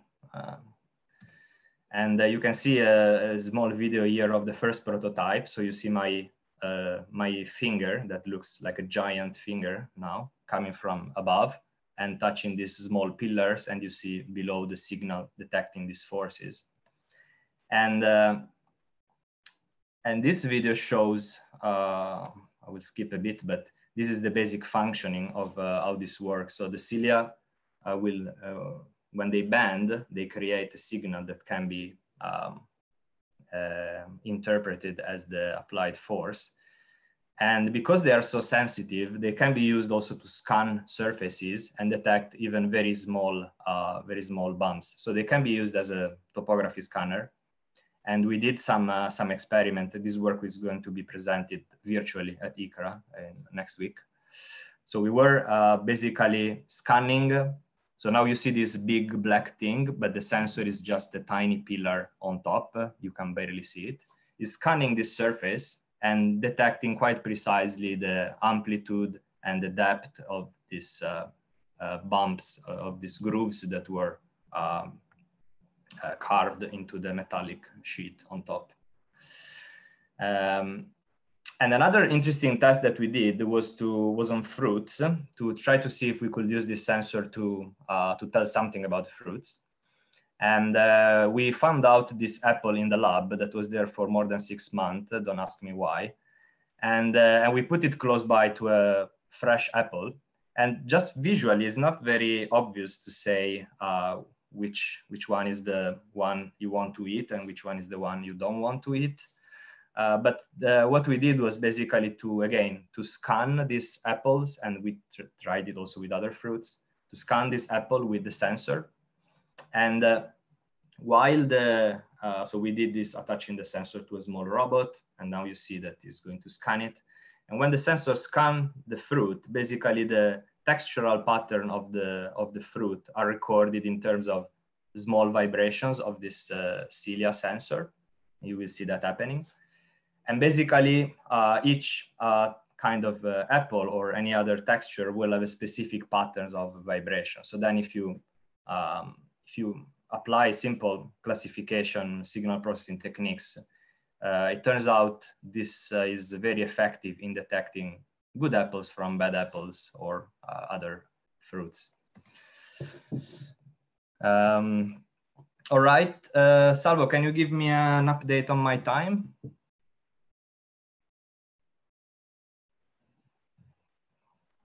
Yeah, sure. Well, okay, maybe we can consider 5 more minutes because we are actually super late, so I don't know. Yeah, that's fine. Just to give a okay, like okay, five minutes. So I will go relatively quickly through the other things, and then we can have some questions maybe. So first part was about tactile sensing. Now about other project is about learning manipulation skills from human demonstration. This is a project we have in collaboration with a few companies, with Google DeepMind, Ocado, which is an online-only supermarket here in the UK, and Shadow, which is a manufacturer of robotic hands. And so the use case specifically, we think about manipulating fruits or in general delicate items, in which of course this tactile perception is quite important. But it's not just a tactile perception. We want to look here about, we want to look at human strategies for manipulation, because coordination of all the fingers is something very complex, and of course, some aspects of it is just physics. It's just balancing forces, right? So basically, you have to balance the forces applied to the object from the different fingers, and you can make calculations about that. And that, I mean, that works fine for many things. But then there are also strategies that we use to decide where to put the fingers and how to move them, right? So what we want to achieve eventually with this project is to discover more about these strategies that we use in specific situations. And the way technically we do it, we want to do it, is through teleoperation. So the human has some visual feedback about what the robot is seeing and some tactile feedback on the hands about what the robot is touching. And then by moving the hand, the human can control directly the robot. And so the idea is to, in this way, to teleoperate the robot and teach some motions, and then the robot trying to extract the basic features there and then perform this kind of manipulation in other situations. So learning and then generalize into possibly different situations, because I think if we really get to the core of what, really understanding what are the tricks and the smart things that humans do, then the robot could generalize those in many different situations, right? We now needed to relearn a lot. So that would be the idea. And the initial steps towards that, we have some initial work in teaching manipulation. And at the moment, we don't do it in teleoperation, but we do it by physically moving the robot. So the robot is holding a grasp, and then the human moves the object and the fingers and shows what is an interesting manipulation. And then the robot should be able to reproduce it. And of course, part of this is just autonomous control of the robot. Here you see on the right without force feedback, on the left with force feedback. So using the tactile force sensors, the robot can hold the grasp. And there is a part of autonomous robot control. But then there is the part of reproducing what the human did. And we encode this as a trajectory of the object, really, that the robot is trying to reproduce. And we were able so far with relatively simple movement to reproduce movements and to generalize them. So for example, the robot has learned a translation of an object, and then it can reproduce the same translation with a different object, like a larger object or a smaller object. Or it can perform a translation like a shorter translation or a longer translation, and the same for rotations. So initial steps there, but quite encouraging. And in terms of doing the actual teleoperation, we have been working, well, this was just weeks before the lockdown. We have been starting to have teleoperation of the robot fingers using lip motion, so optical sensing. And this is from the human to the robot. And then we need from the robot to the human, right? And from the robot to the human to give the haptic feedback. We are using, so we made this glove using very cheap technology. We are putting on the fingertip these small vibrating motors. These are very cheap, like £5 each, more or less. And we try to give back the sensation of the robot. And we made experiments of simulating objects of different stiffness and objects with different textures. So basically, to simulate the stiffness, the human is virtually squeezing, and we try to give the feeling of squeezing a hard object or a soft object. And in the case of the texture, the human is virtually rubbing by moving the finger up and down. And we try to give the sensation of the different textures there. And we have, again, preliminary results, but they show that even with this cheap technology, the human can detect objects of different stiffnesses and objects of different textures. And in particularly for the texture one is interesting. We have these three cases there, the blue, the red, and the yellow. In the blue case, the human doesn't have any training or any previous experience. So we just show them the real object, the real texture, for example, wood or paper, and then they will move the finger in the air, and they just have to tell which object they are virtually rubbing. And even in that case, they do better than chance, which is, I think is quite good. Of course, they do better and better if we give them some training before. So in the red case, before doing the experiment, they touch with their own hand the actual object, so they have a feeling of how should it feel. And in the case of the yellow one, they touch the object and they receive the stimulation, so they kind of learn the mapping there. And of course, in that case, they do much better. But even without having previous experience, they can do better than chance, which is good, I think, because it means that basically we can simulate any kind of different texture without them needing any training. Okay, so very quickly, we have a big project about nuclear decommissioning in the UK. This is a big consortium with 8 universities, 20 companies, and we do a number of things there. Tactile sensing, soft robot to deliver sensors in a remote location, grasping, teleoperation. And maybe we don't have much time, so I will skip things here. The only thing I like to report, because we talked before about deep learning, we did a large test of different algorithm for vision-based grasping, right? So basically with a Kinect, you get information about the object and then you try to grasp. And we were testing a lot of algorithms, including deep learning-based algorithms, like the state of the art, the most recent deep learning algorithm. And I spare you the details, but basically we did quite a thorough test to basically see like different kind of partial success or complete success of the action. And what it turns out is that many of the deep learning algorithms, they do not generalize very well, because if you change just a tiny thing in the setup, for example, your Kinect is just a little bit farther from the object rather than in the original experiments, then they do not generalize at all. While some are very simple algorithm based on geometric computation, maybe they don't do as well in the same exact setup, but if you change the setup a bit, they still do generalize quite good, because they work on basic principles, right? So for example, finding a plane and try to match the gripper with that plane, for example.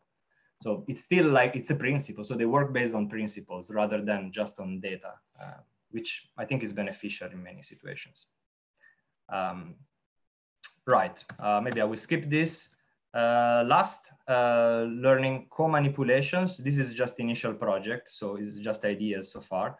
But basically what we want to do is to look closely at the problem of passing one object from one hand to another.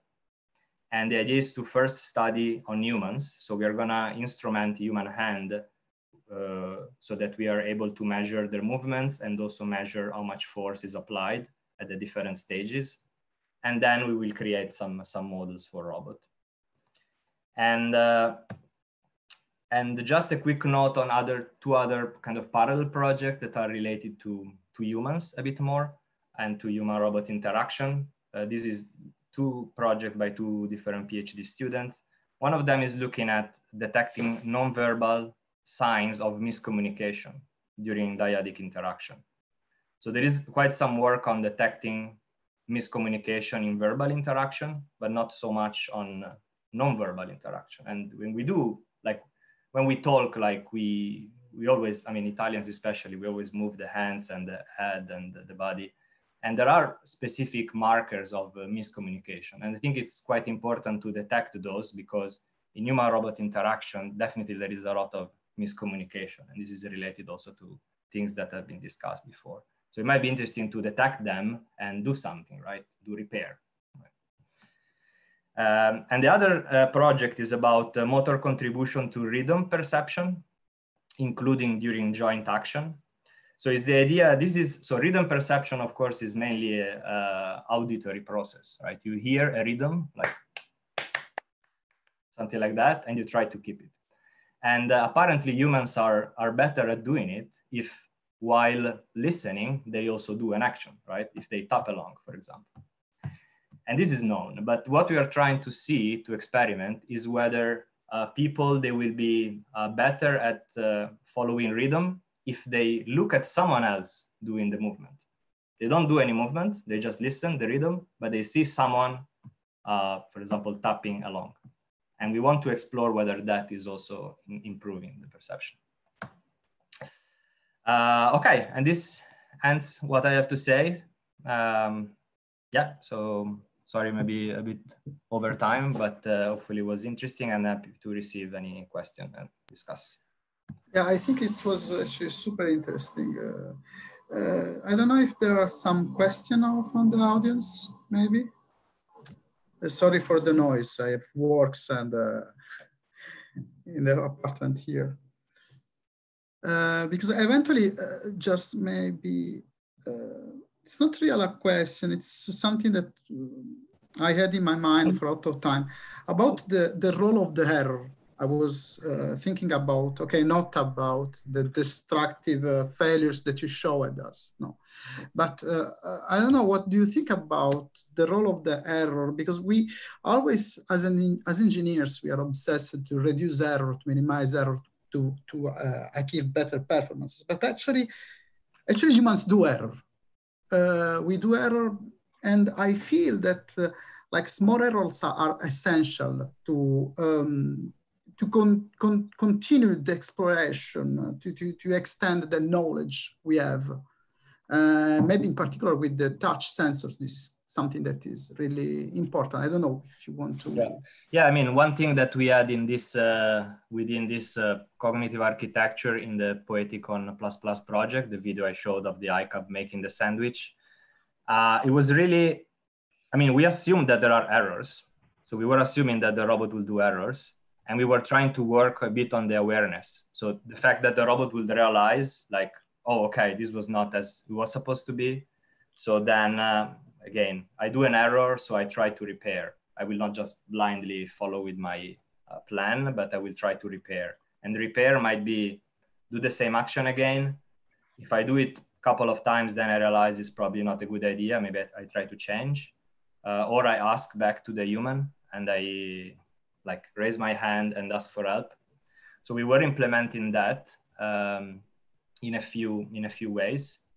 And as I said in the maybe last slide, recently I'm also interested in this work on miscommunication and repair, which is connected to what you say. Like when we do things together, yeah, we do mistakes and then we try to fix them, right? We do it on the fly. So of course, in human-human interaction, that's much more fluid than it's typically now in human-robot interaction. So the fluency is very important there because you will like this process to be relatively quick, right? I do something, it's wrong, you tell me, no, like this. Okay, yeah. So yeah, I think that's also very interesting. But yeah, related to what you say, it's also an opportunity for learning. Yes, I agree. And again, I think the robot awareness there is important. So realizing that you're doing something wrong. So do something about it. Okay, thank you. I don't know if there are other questions around. Just a short question. Yeah. Salvo. I was wondering, a few years ago, there was someone proposing a tactile sensor which was also delivering heat somehow, you know, to detect the kind of material you are touching from, you know, the dynamics of the heat diffusion somehow, you know, which is what you do when you recognize a piece of metal with respect to the Right. wood or something else. Is there anything going on? Because I think it's I mean, we don't do that. It's interesting. Yeah. Yeah, like basically, yeah, determining the temperature, like yeah, it's not only determining the temperature of the object, but measuring the decay. Yes, the change of temperature. Yes. No, we haven't done anything about it. I think it's quite interesting. I'm not sure whether recently in the literature there is this has been further explored, but it's interesting actually. No. Yeah. I was thinking that some of the things, of the new things you have shown maybe could be extended to include these somehow. Yeah, actually, yeah, in some of the sensors that we have, for example, in the magnetic sensors that we use to create the tactile one, yeah, there is also, so this sensor, they can measure temperature, and we use that to compensate for changes in the temperature.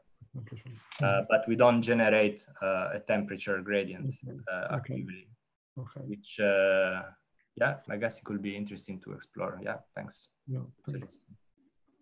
As usual.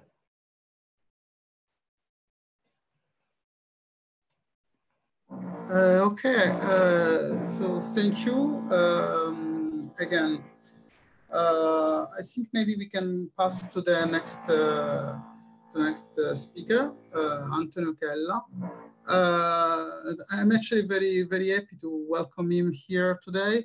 He was my ex-director, my director of my PhD thesis in the PhD thesis, no thesis in France, my PhD in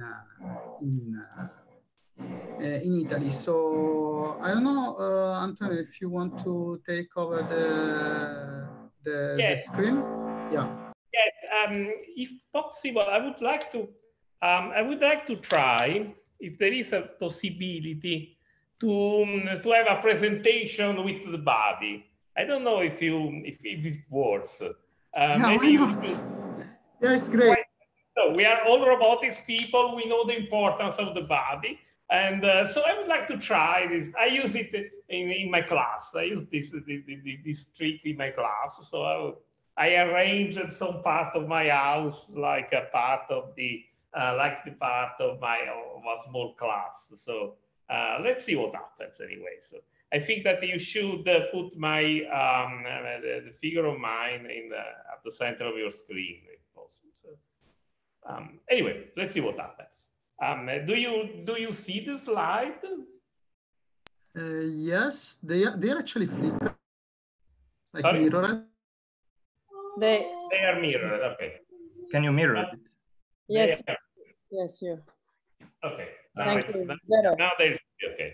Thank you. Okay, let's see what happens. Anyway, today, thank you, Salvo. Thank you to inviting me in this interesting workshop. So today I will talk about some progress in what is called now conscious AI system or machine consciousness or robot consciousness. So this is a field that today is receiving some importance, some great importance. And but first of all, I would like to say a few words about my laboratory. My laboratory was established in 1997. We are here, more or less.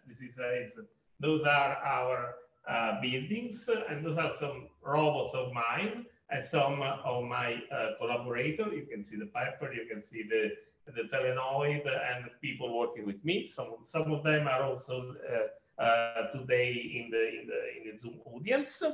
And there are also some previous people working in my laboratory, as Salvo mentioned. You may recognize a very young Salvo Salone and other people working with me. This was at that time a famous soccer person in Palermo. Anyway, so let's start with a kind of disclaimer. This is a disclaimer made up by Alan Turing in this famous paper on the imitation game.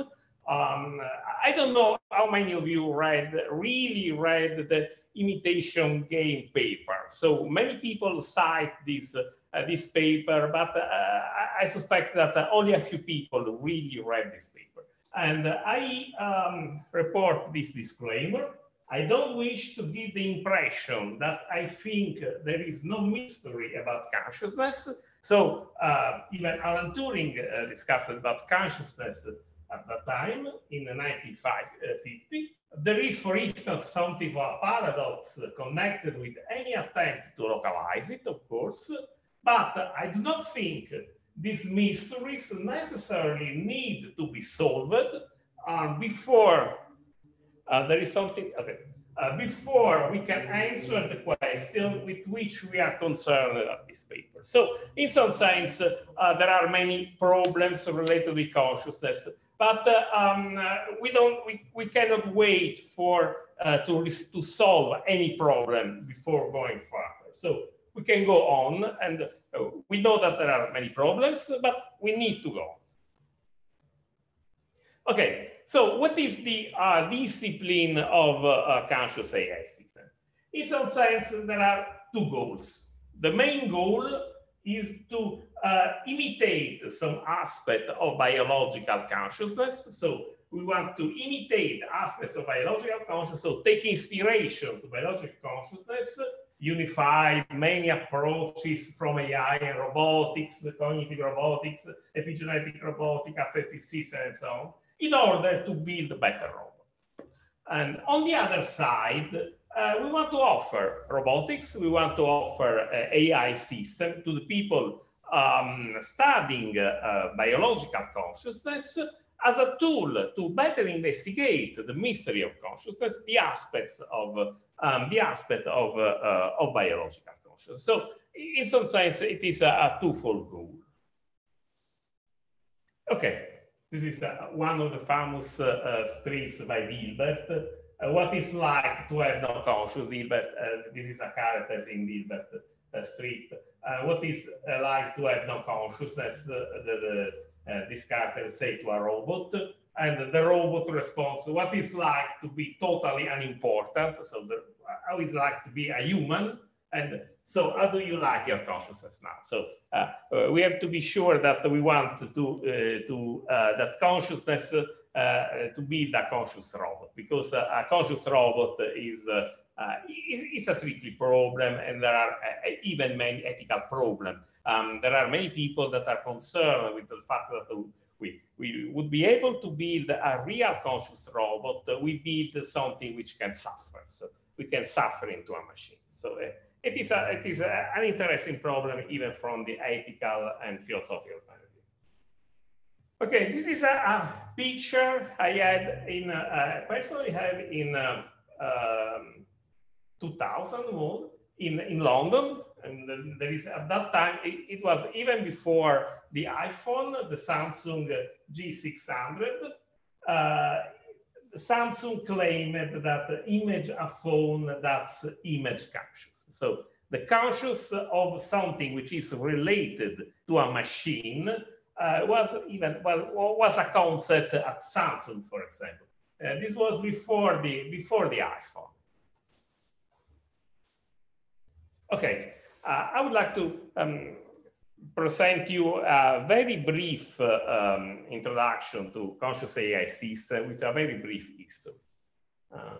The first idea of something which is related to a conscious machine, you might find in this book, which is this one.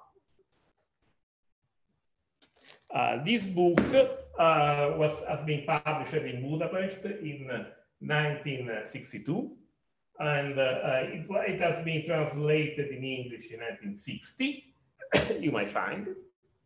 And in the table of contents, in the subject index, there is artificial consciousness, which is, as far as I can know, it is the first moment where someone talked about artificial consciousness. Notably, in this subject index, there is no topic of artificial intelligence, but there is artificial consciousness. This is an interesting. So the first occurrence of the word artificial consciousness, more or less, may be dated at the beginning of the 60s. Then there have been some other interesting books related with artificial consciousness. In 1989, How to Build a Conscious Machine by a Philosopher, which is Leonard Engel. Mostly discuss a thing which now we can call an agent-based system. An agent system in some sense that may have some kind of consciousness. But the real beginning of the modern, we can say, of the modern study of machine consciousness, artificial consciousness, or conscious AI system happened in 1992 where Igor Alexander from Imperial College presented a paper in Brighton on capturing consciousness in neural systems. And this was the beginning of the new topic of artificial machine consciousness. And I attended this that meeting, and I remember Igor, and he confirmed that at the end of his talk, he said that the hunting season of machine consciousness is now open.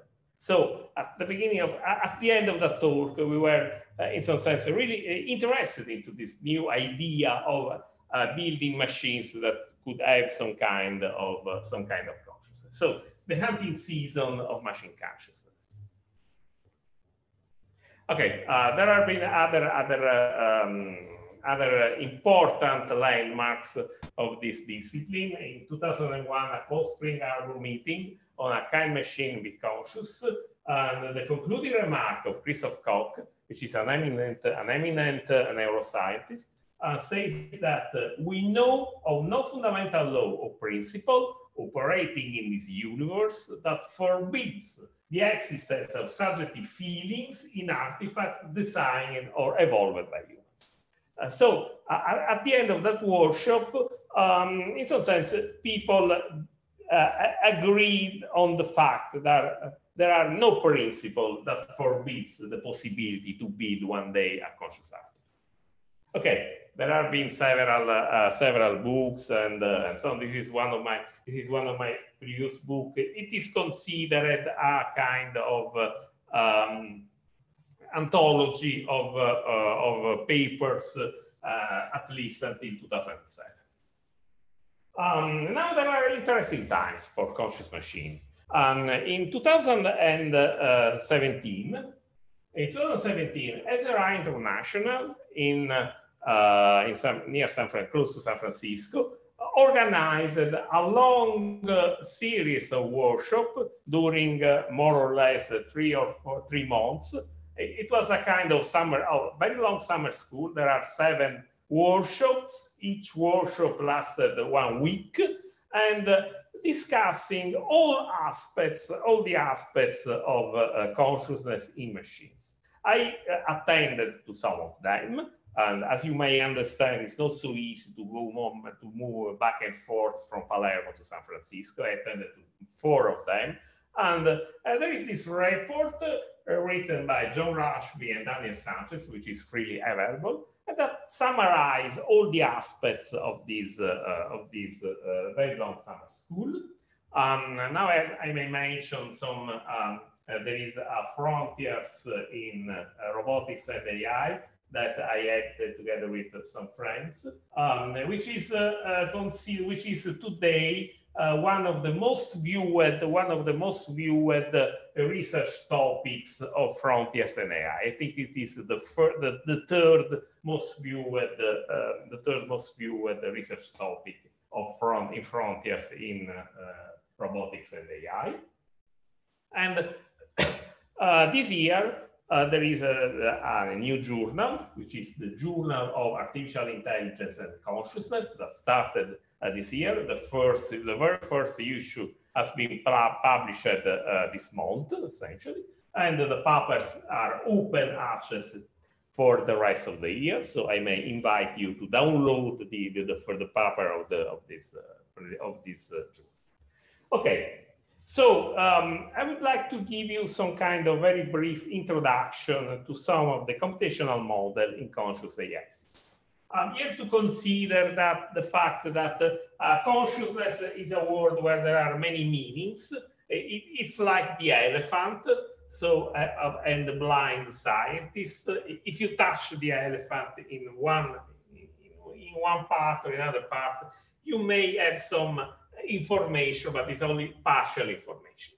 And some of the most important topics in conscious AI system is to see consciousness as a kind of information integration, or consciousness as a kind of internal model, or consciousness as a kind of introspection monitor. all these aspects are essentially true in consciousness, but consciousness maybe is more than that, is more than these symbol aspects. But we are scientists and we have to investigate some specific aspect of this big picture, which is consciousness. Okay, so let's start with the introspection and monitoring model. So the idea of introspection model and monitoring model is to consider the brain and so a machine made up by several modules, a hierarchy of modules. There are typically the low-level modules, which are mostly related to input and output, while higher level modules are mostly related with planning, with reasoning, and so on. And the higher level modules are mostly related with monitoring all the bottom-up level. This is the general framework. There are many architecture. Giulio discussed about computation and cognitive architecture. There are many cognitive architecture which are based on this idea. And the top level typically is something which is related to consciousness. A similar view is the next, it is the recursive level, which is there is one level, there is another level which consider the previous level, and so on. So, for example, in the classic AI system, John McCarthy proposed the mental situation calculus, which is a logical formalism. It's a logical formalism to understand how the state of mind of a robot might change. So the normal situation calculus, the normal logic, consider how the external world might change, while the mental situation calculus proposed by John McCarthy mostly consider instead how the state of mind, the state of the brain might change. So so the mental situation calculus is a way to describe the behavior, the dynamics of the brain. While the classical situation calculus describes the dynamics of the world, the dynamics of the external world, the mental situation calculus describes the dynamics of the brain. Another famous example is the layer of reflection proposed by Marvin Minsky in several papers and his famous book, The Emotion Machine. He proposed a typical hierarchy of many layers: the instinctive reaction, the learned reaction, the deliberative thinking, reflexive thinking, and at the top level there is the self-conscious, the self-reflexive and self-conscious. So the idea to consider many layers, where the low-level layers are mostly related to reaction, the middle layer are mostly related to deliberation, and the top layer are mostly related to self-consciousness, is a typical idea that today it is spread in cognitive architecture. Okay, one of the most important, most followed, most cited theory today is the information integration theory. The main idea of IIT, the information integration theory, initially proposed by Giulio Tononi from the University of Wisconsin, he's a neuroscientist at the University of Wisconsin, is that when we have some kind of conscious experience, the conscious experience in some sense is differentiated. So we are able to perceive the shape of the object, we are able to perceive the color, we are able to perceive the details of the surrounding environment, but at the same time, we are also able to integrate all these information. So the idea of information integration theory is that consciousness should be an integrated entity, but at the same time, it should be able to differentiate among a repertoire of possible states. From the mathematical point of view, we can consider a system. This system could be considered into subparts. if the subparts are, in some sense, not well integrated, like this case, when you perturb the subsystem A, nothing happens to the subsystem B. So the two subparts are not integrated, and it is not possible to integrate these two systems. There is a kind of a mathematical measure which is the effective information. There is some mathematical definition of effective information, which describe the measurement of the integration between between A and B. On the other side, if you consider a strongly integrated system like this one, when you perturb A, then something happens to B. There is a different response to B. That means that the two parts are strongly integrated. Going further into this discussion, Giulio Tononi proposed a kind of measure, which is the phi. The phi is the value of the of the maximum value of effective integration for a system. So you can cut in different way a system, but you have to consider the subset of the system which is mostly able to integrate information. And this measurement has had some success in some biological experiments. So according to this theory, Giulio Tononi and Massimini and other people were able to investigate the brain cortex and to find the place of the brain when there is a kind of maximum integration.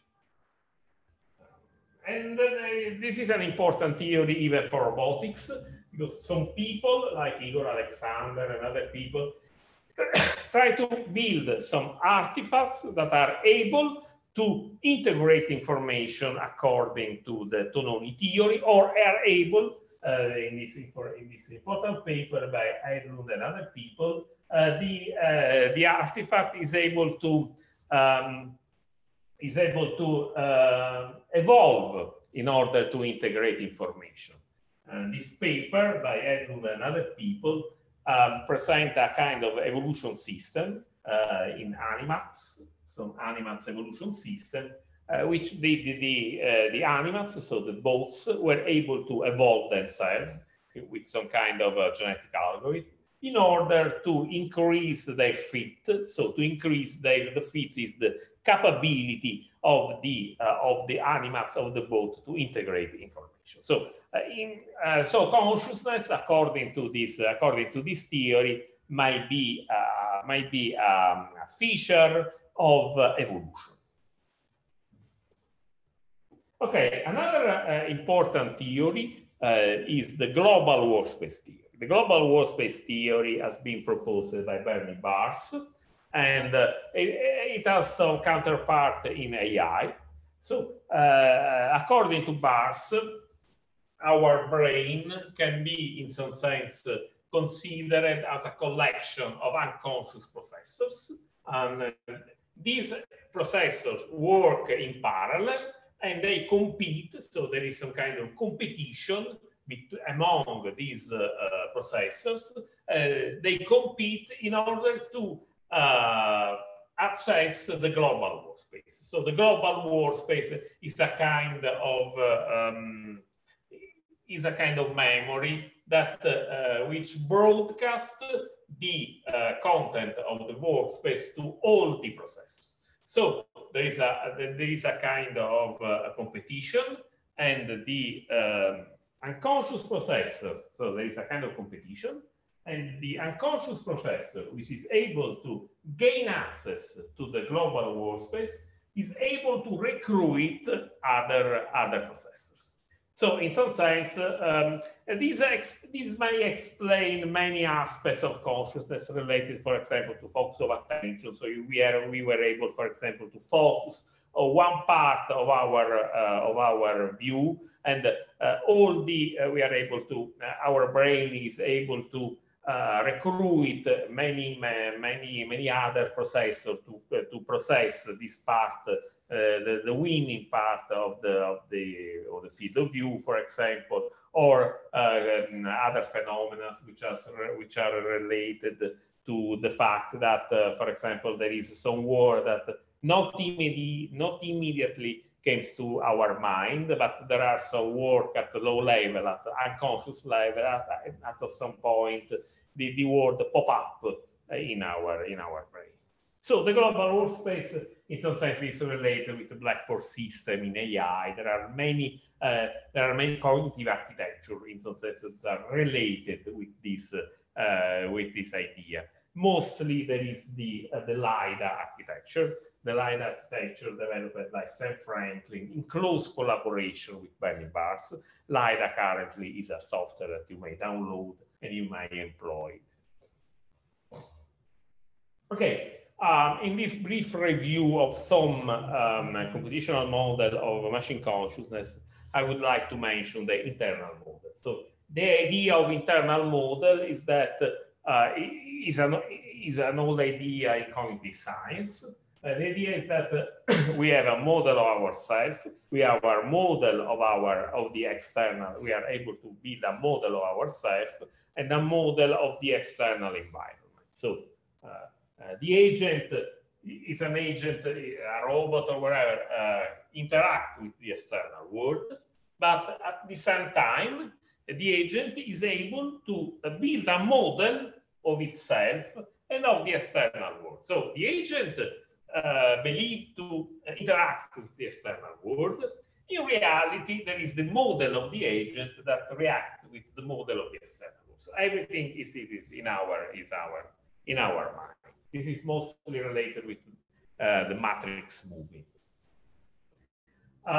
In this line of thinking, Owen Holland built this kind of strange robot, which is Eke robot or Eche robot, and it's a robot. It is a strongly embodied robot built by considering the real finger, the real bones, and they are all made of plastic, of course, plastic tendons, of course, and so on. And the idea is to build an entity which is strongly embodied. It's a strongly embodied entity, and which is as a model of itself. So this robot was able to build a model of itself. So it was able to learn how to move, how to grasp, how to move the hands by learning. There was no deep learning at that time, but there are some kind of initial motor bubbling. So the robot started moving by chance.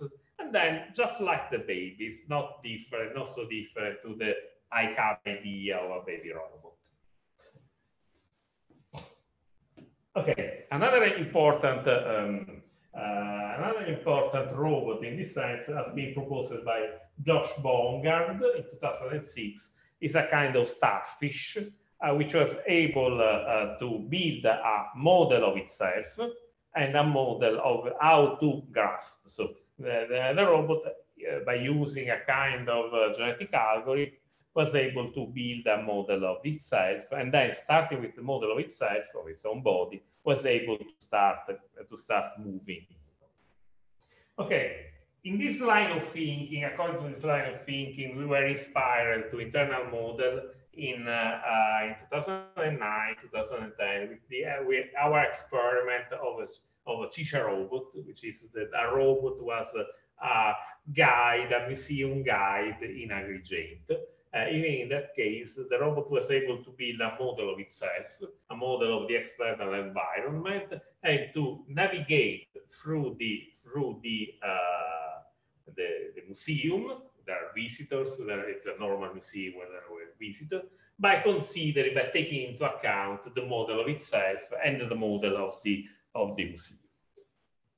So this was some experiment with the allocentric and egocentric view of the robot. So the robot was able to have an allocentric view, which should be compared with the real view of the camera, and the allocentric view. So the robot was able to look at itself from the outside. Recently, we have been contacted by the ISO standard, And they proposed us to submit a kind of a standard for robot consciousness inspired to Caesar robot, to this robot. So we submitted a standard. It is a standard related with the use case of artificial intelligence. So there is a proposal for robot consciousness at the ESO on the use cases and application of AI named robot consciousness that take inspiration to the Caesar robot, I showed you. Recently, I want to conclude my talk. We are considering a related aspect to consciousness, which is inner speech. Many of us have the capability to speak to themselves. Not all of us, but many of us have some capability to speak to themselves. And this is considered an important feature of self-consciousness. And we developed a kind of collaboration with some psychologists, in particular Ellen Morin, which is a psychologist from Calgary in Canada, which is one of the most important, most prominent people is a psychologist in inner speech. And together with Alan Morin, we proposed a kind of computational architecture for robots. So the idea of inner speech in a robot is like, I don't know if some of you knew this movie, What Women Want, where the main character was able to hear the thinking, the inner speech of women. And we want to do something which is related. So we want to hear the inner speech of robots. So we want to enter into the mind of the robots and hear the inner speech. There are many theories related to inner speech, but the famous paper of Badley on working memory is tightly related to machine consciousness. And then taking inspiration from these models, we proposed a computational architecture. I don't want to enter into the details of this architecture, but just a brief overview of the architecture. We have the perception module, where the robot is able to perceive from the outside a scene, a robot, an apple, and stuff like this. And then there is the perception module is able to label this the perception. So it's able to generate something which is related to green apple table. So some phrases which are related to a green apple on a table. And the label apple and green and rehearsed just like the robot hear this label, just hear this label. There is a kind of rehearsal when a kind of inner ear of the robot is able to hear these phrases, these sentences. And in this fact, it starts a kind of research in the internal ontology of the robot, in the database of the robot. Apple is related to a fruit.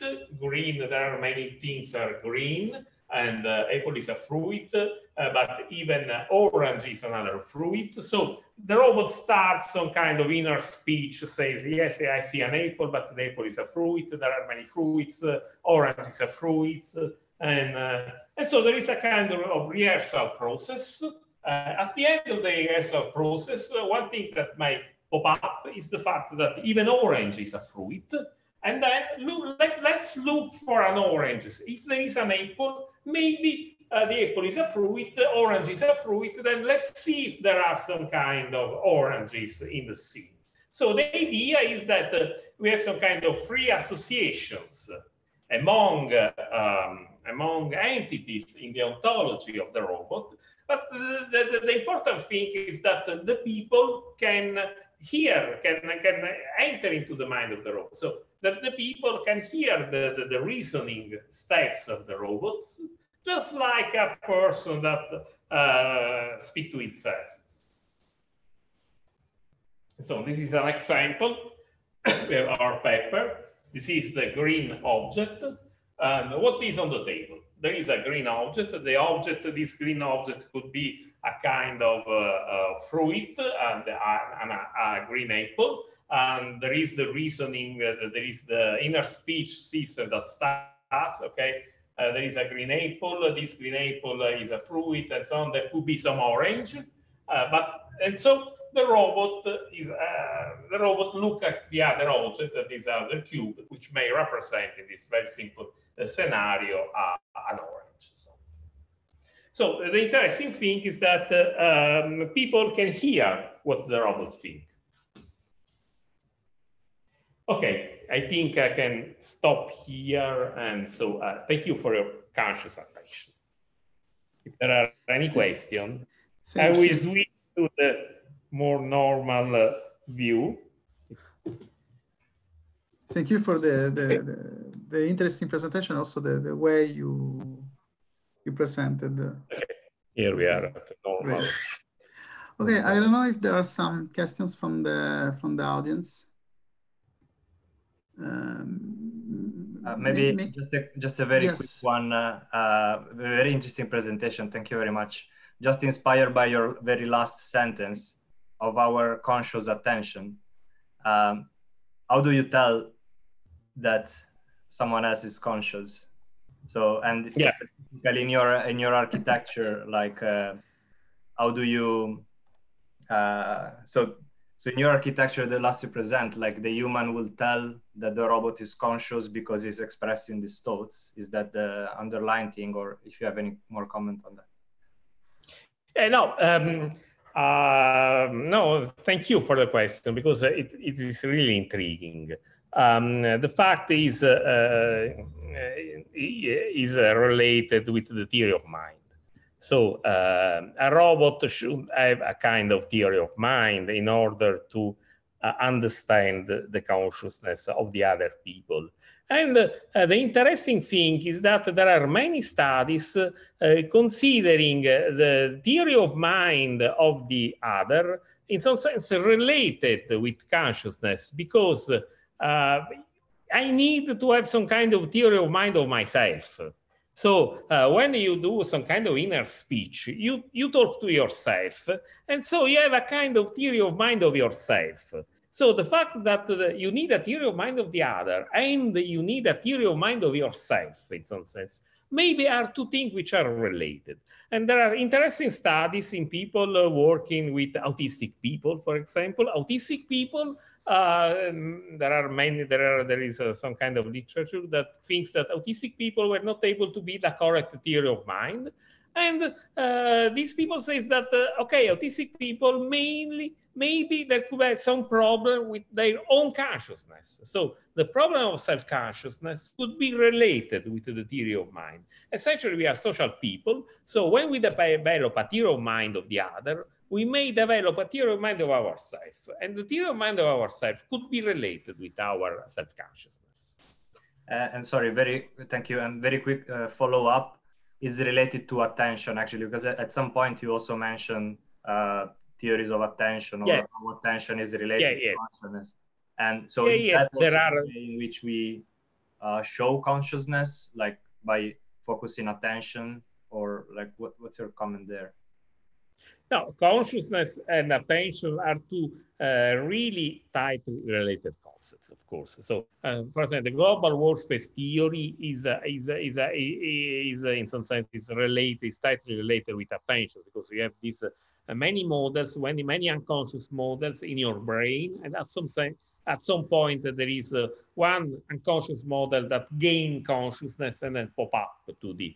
But there are other theories which are related to the problem of attention. For example, Michael Graziano, which is a neuropsychologist, very recently developed a kind of theory of consciousness mostly related to attention. In a sense, we have a model of our attention, and there is an higher level, which is the model of our attention, and our attention can be considered a kind of reactive system in robotic world, but we have a model of our attention. So, so consciousness is mostly related with the model we have with our attention. And the role of attention in conscious system is essentially, obviously is essential. And even the inner speech, in some sense, when you speak to yourself, in some sense, because you want to focus on one aspect, want to clarify something, you want to focus on some aspect, not only of your perception, but even of your idea, of your thought, and so on. Thank you. Okay, thank you. Maybe just one commentary to finish. Maybe can we say, stimulated from your presentation, maybe can we say that actually from consciousness, from this internal ear you defined, can be a way to overcome the limits of the limits of like the neural network we are trying to use right now, in the sense of their opacity, and donc can be an instrument to explain the decision-making process of the machine. Yes, one of our interests, in some sense, is related with trust. Giulio mentioned the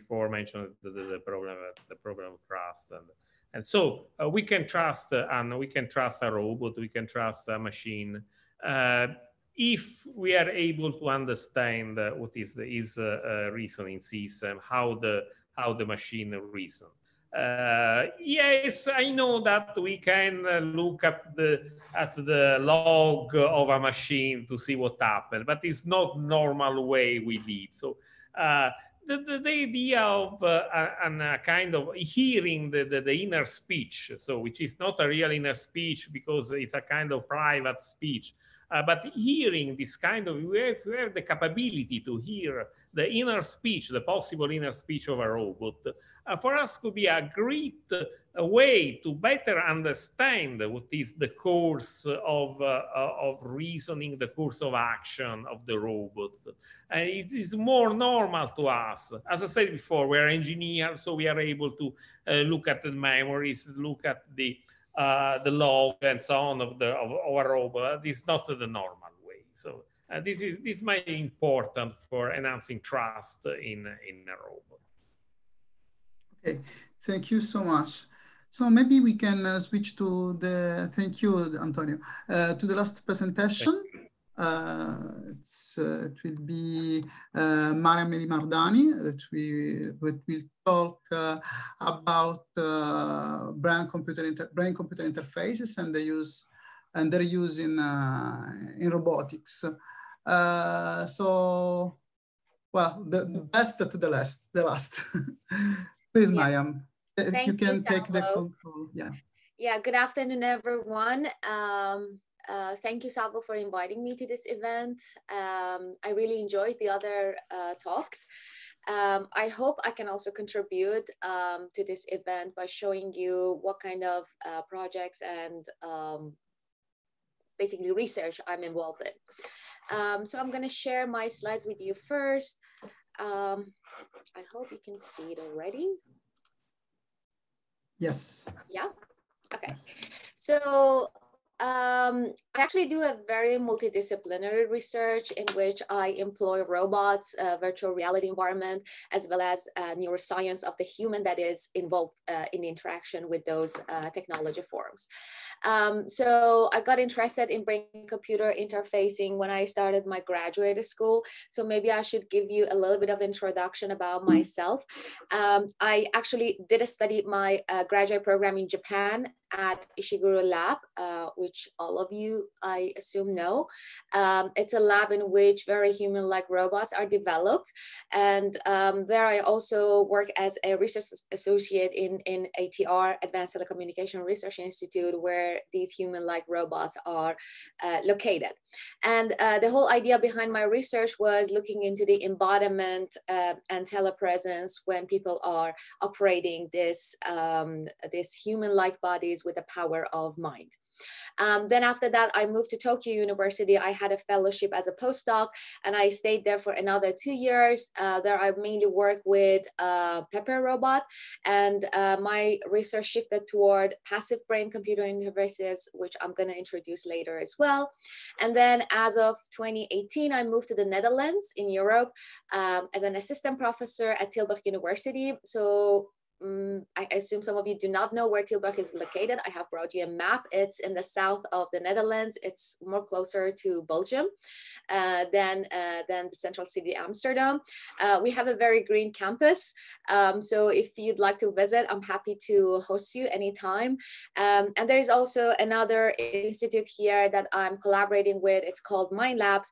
And it's actually a borrowed idea from Media Labs, in which the city, so the whole project is funded by the municipality, and the idea is to invite more industry and business partners to come and fund projects, scientific projects at the university. So it's a collaboration between Tilburg University, another knowledge institution in Tilburg, and the municipality and the government. So you can see here is an image of one of the events we had, where many of the business owners came to visit us, and they listened to pitches that we prepared for them. So this is the idea that the city is trying to stimulate the economy of the region through this institute. So I'm a lab coordinator there, and I work with robots and avatars there.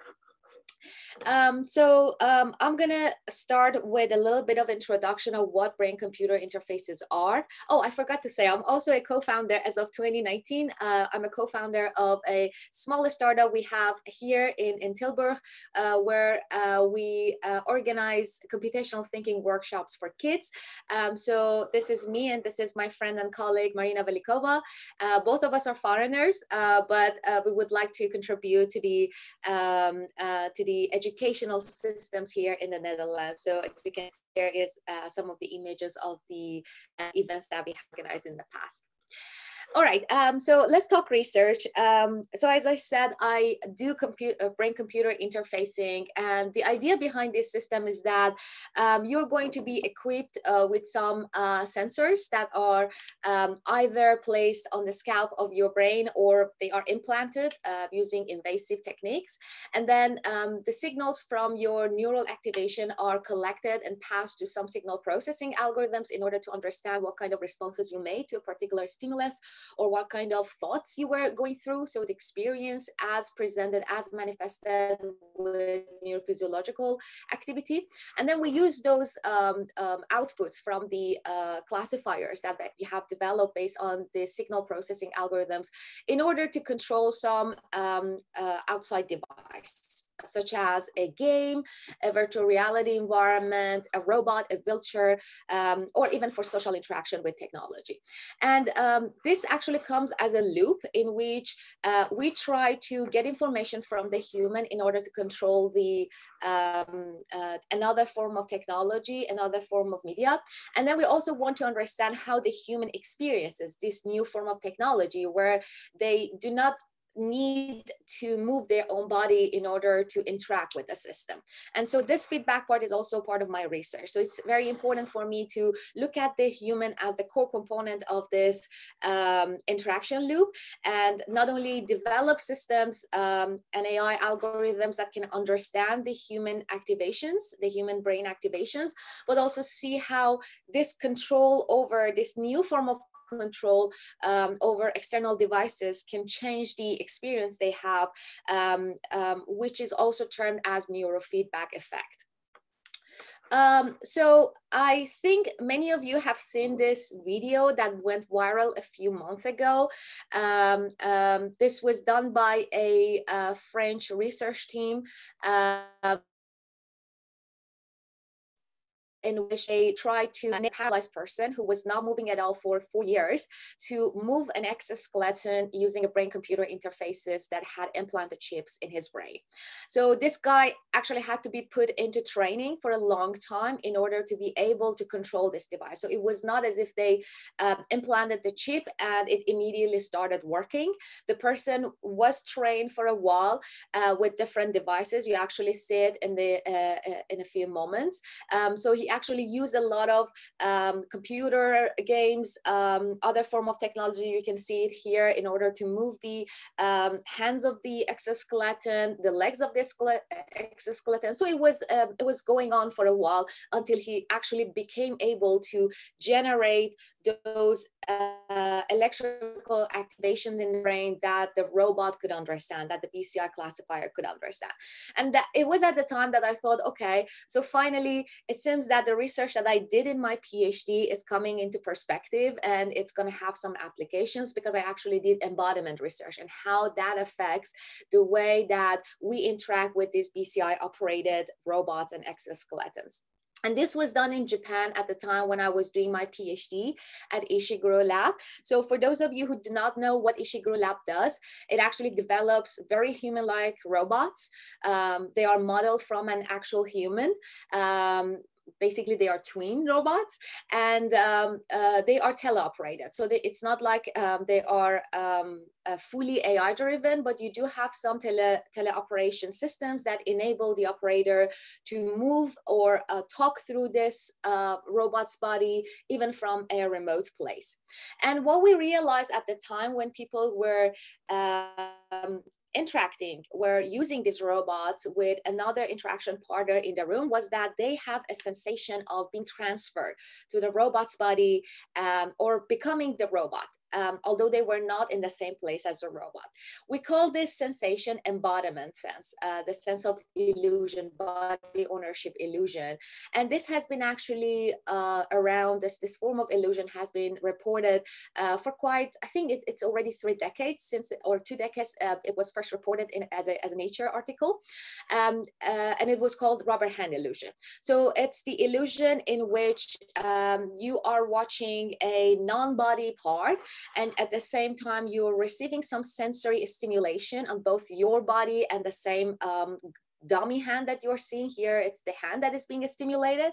And what they realize is that the person shows a reaction whenever that non-body part is being threatened by a stimulus. So the fact is that the non-body part, although everyone knows when they are being experimented, they know that this is an object, it's not their real body.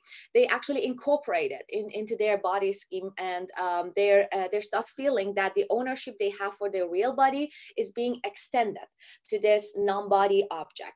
And this was actually the core idea behind the embodiment illusion that people felt for these robots, although there was no tactile feedback from the robot's body. So the originality of this illusion that we had for these robots was that people were moving their body and they were just seeing a synchronized movement done by the robot. And the fact that that visual feedback from the robot's body was in perfect synchrony with what they thought and did, made that illusion happen. So I usually use this image as an example of what the illusion can do to you. So for this Geminoid F robot, there was no girl in the lab at the time, so I was always the operator whenever we had a visitor.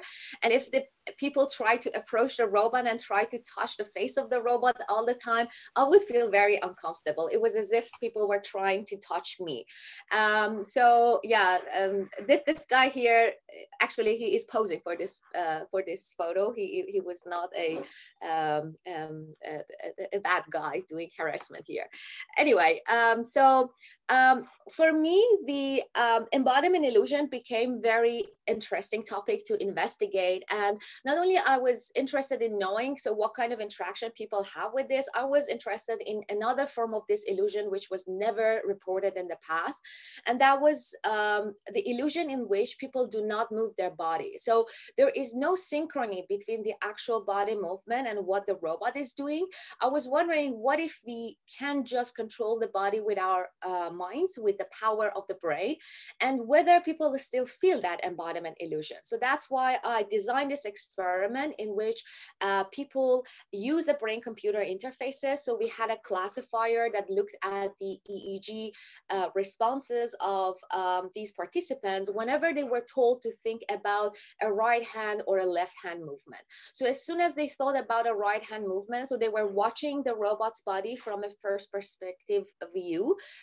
Although the robot was in another room, what they saw was not their body. It was like the first person perspective of the robot's body. They were watching the robot's hands, and they were told to move these robots' hands just by thinking about movement. And the idea of this motor imagery was actually reported in neuroscience literature in the past. So apparently not only when we do the movement, we have activation in the brain, but also when we think about movement and we just have the intention of the movement, there is some activation in the same area, same sensory motor area that gives rise to movement in general. So it does go with a simple theory of cross-reference of the brain hemispheres that control the body. Every time you think about a left hand imagery or a left foot imagery, there will be a lot of activation in your right hemisphere. And it's the same for the other side. If you think about right hand imagery, a right foot imagery, there will be a lot of activation in your left hemisphere. So we used that principle, and we had this classifier that looked at the spatial activation of different EEG electrodes. And it was just a binary classification, very easy. And we used that classification in order to send a command to the robot's hand and implement the movement that people wanted to do.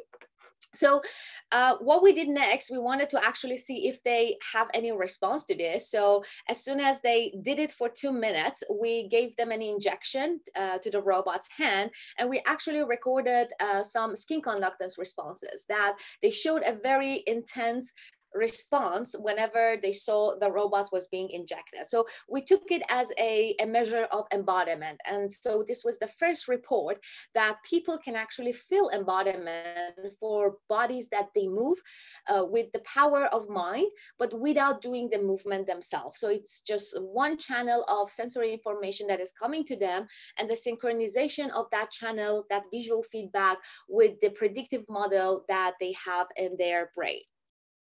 Then it got a little bit, so I got further interested in this topic. And for me, it was not just about the embodiment illusion, but how can this embodiment illusion contribute to the actual BCI task that they are doing? So here, this was this system, the BCI system, that they have to move, but it's not an easy task to do. As I said in the beginning, it requires a lot of training.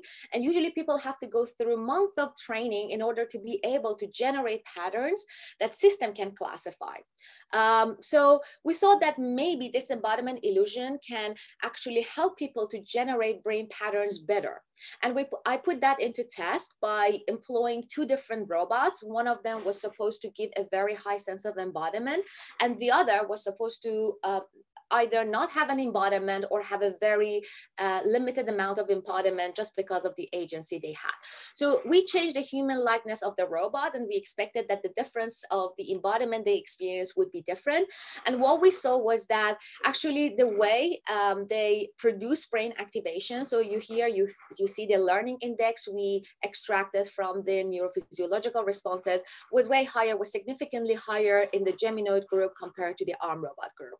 And we actually looked at the feature space as well in order to understand why the BCI classifier performance is better. And what we noticed is that without embodiment, the patterns they are generating is all over the place. So this is actually a reduced dimensionality of the feature space we had. So here you see only 2 features being illustrated here on this plot for the left and right imagery movements. As you can see, if you were a classifier, you wouldn't be able to put a boundary, a hyperplane here. But for this one on the right, where people were feeling the embodiment, apparently the way they produced the features, the activation patterns in the brain was already different. And we took this as an evidence of the neurofeedback effect that sense of embodiment can have for these BCI tasks. And we suggested that all the BCI research that was being deployed at the time should actually take this into account. So far with most of BCI research, what we see people would sit in front of a screen when they were trained. They show something as a stimulus on the screen to them. So it's either an arrow or a ball that is falling to left or right side. And they are asked to do a imagery, a motor imagery task by thinking about body movements. And this was completely wrong because the stimulus and the feedback they received on the screen was not a match with what they had to think about. And not only, there was also research that showed you can show them hands on the screen, but there was no sense of embodiment involved there. So they didn't really see effects even by showing the hands.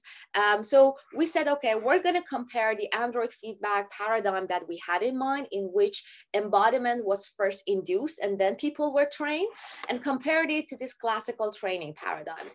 And what we saw was that it was as effective as we predicted. So people were already capable of generating better mu suppression patterns. So mu suppression is actually the activity that we look for when people do this motor imagery task. And then the BCI performance was significantly higher, even with one session of training with these novice participants. So this was like the whole idea that, okay, so there is an interaction and BCI is not a one-way control interface. It's a loop, and every time the control goes well, people already feel different about the technology they are interacting with, and that changes the way the brain activates. So that was like one thing, and I thought, okay, so this is going to have a lot of applications in terms of prosthetics, because rejection of prosthetics is actually a very huge problem when it comes to the usage of this prosthetics. The mind and body do not accept this prosthetics because they don't embody it, but it can actually go further than that. So this was like a follow-up project that was done at ATR, where you can augment the body even further with another third arm. So this is a BCI control third arm, where people do not move their own body, or they can move their body and at the same time control a third arm. So it's not just about medical usage, medical application of embodiment research. It's also about the body augmentation and exoskeletons that are going to give us numeric, more numeric limbs that are added to our body, and they're going to enhance the functionality of the body.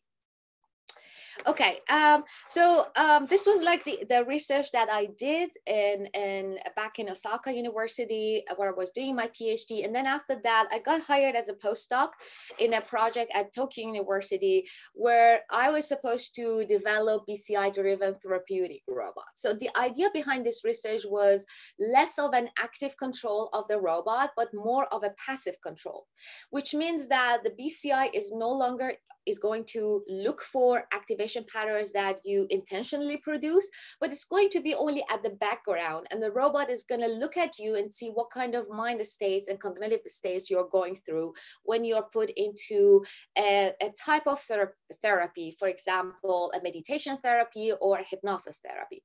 And so for this, I actually opt for hypnosis, because hypnosis is scientifically proved to show very prominent activation patterns in the brain, as well as cognitive changes. So the idea was that we're going to do this project in 3 steps, where we're going to first put people in a hypnosis session and collect brain activity from them, and first understand what kind kind of changes we can see with EEG. And then we use those EEG patterns, those EEG features in order to develop an AI-driven system that every time sees the same features, it's going to predict, okay, what mind state, whether people are being responsive to that hypnosis instruction or not. And then finally, to integrate this system with this personal robot that can do it for you. So the idea is that in the future, clinical therapy is going to come to your home with your personal robots. And so this was like the research idea. We collected about 50 people. We put them in a hypnosis session. We collected the EEG and we extracted features. We passed it to it. And again, we had a binary classification of highly hypnotizable people versus the low hypnotizable people, just based on their brain activity. And what we found was that actually it's possible to do that. So we did have a classifier that showed a very nice performance, particularly when we only collected feed-forward features from the frontal area. So not only we collected EEGs from all over the brain, but what we realized was that only the frontal area was enough for the system to be able to detect those changes, those responses they had toward this hypnosis. So it actually shows the future application that you can have very simple headsets, even commercial headsets that collect brain activity from your frontal area. And at the same time, you can communicate with your robot while the robot is giving you these therapy instructions and reading you in real time. We did not stop there. We actually went further and did it, practice this with meditation as well. So in this experiment, we had two groups of people. One group was having meditation practice with a robot. The other was just listening to a robot telling a story. And again, we wanted to know how this interaction with a robot can change their brain activity so that we can read it in real time. We also expected that we can find a correlation between the change of brain activity. We hypothesized that there is going to be a correlation between brain activity and the way people report their mood before and after. So with regard to the mood, the subjects in both groups showed improvement of mood after robot interaction, and we think it was partly due to the novelty effect they had. So we expected that this mood improvement will be more with meditation practice. However, what was interesting and prominent in our result was a significant difference of gamma band activity for the meditation group. And we think, so we have seen previous reports that shows that usually with meditation, there is a change in the gamma band activity, which is associated, if it is in the occipital area, it is associated with open monitoring and more of the attentive level attention that you pay to a particular moment. So that was an interesting observation, and we think we can use this as an index in order to be able to read these changes in real time when people are in interaction with the robot. Again, speaking of passive BCIs that are just looking at the way you interact with the technology, there was another student of mine that was interested in emotional responses and empathy, particularly whether people feel empathic responses toward a scene of child abuse that they see in virtual reality. And the idea that we use virtual reality and not a video was that we wanted to induce a sense of presence, so that they are actually put in that scene and they watch it and feel the immense pressure of that moment, so that we can actually induce more response in them. And so we had, again, 48 people who participated in this study, and we also controlled it with baselines.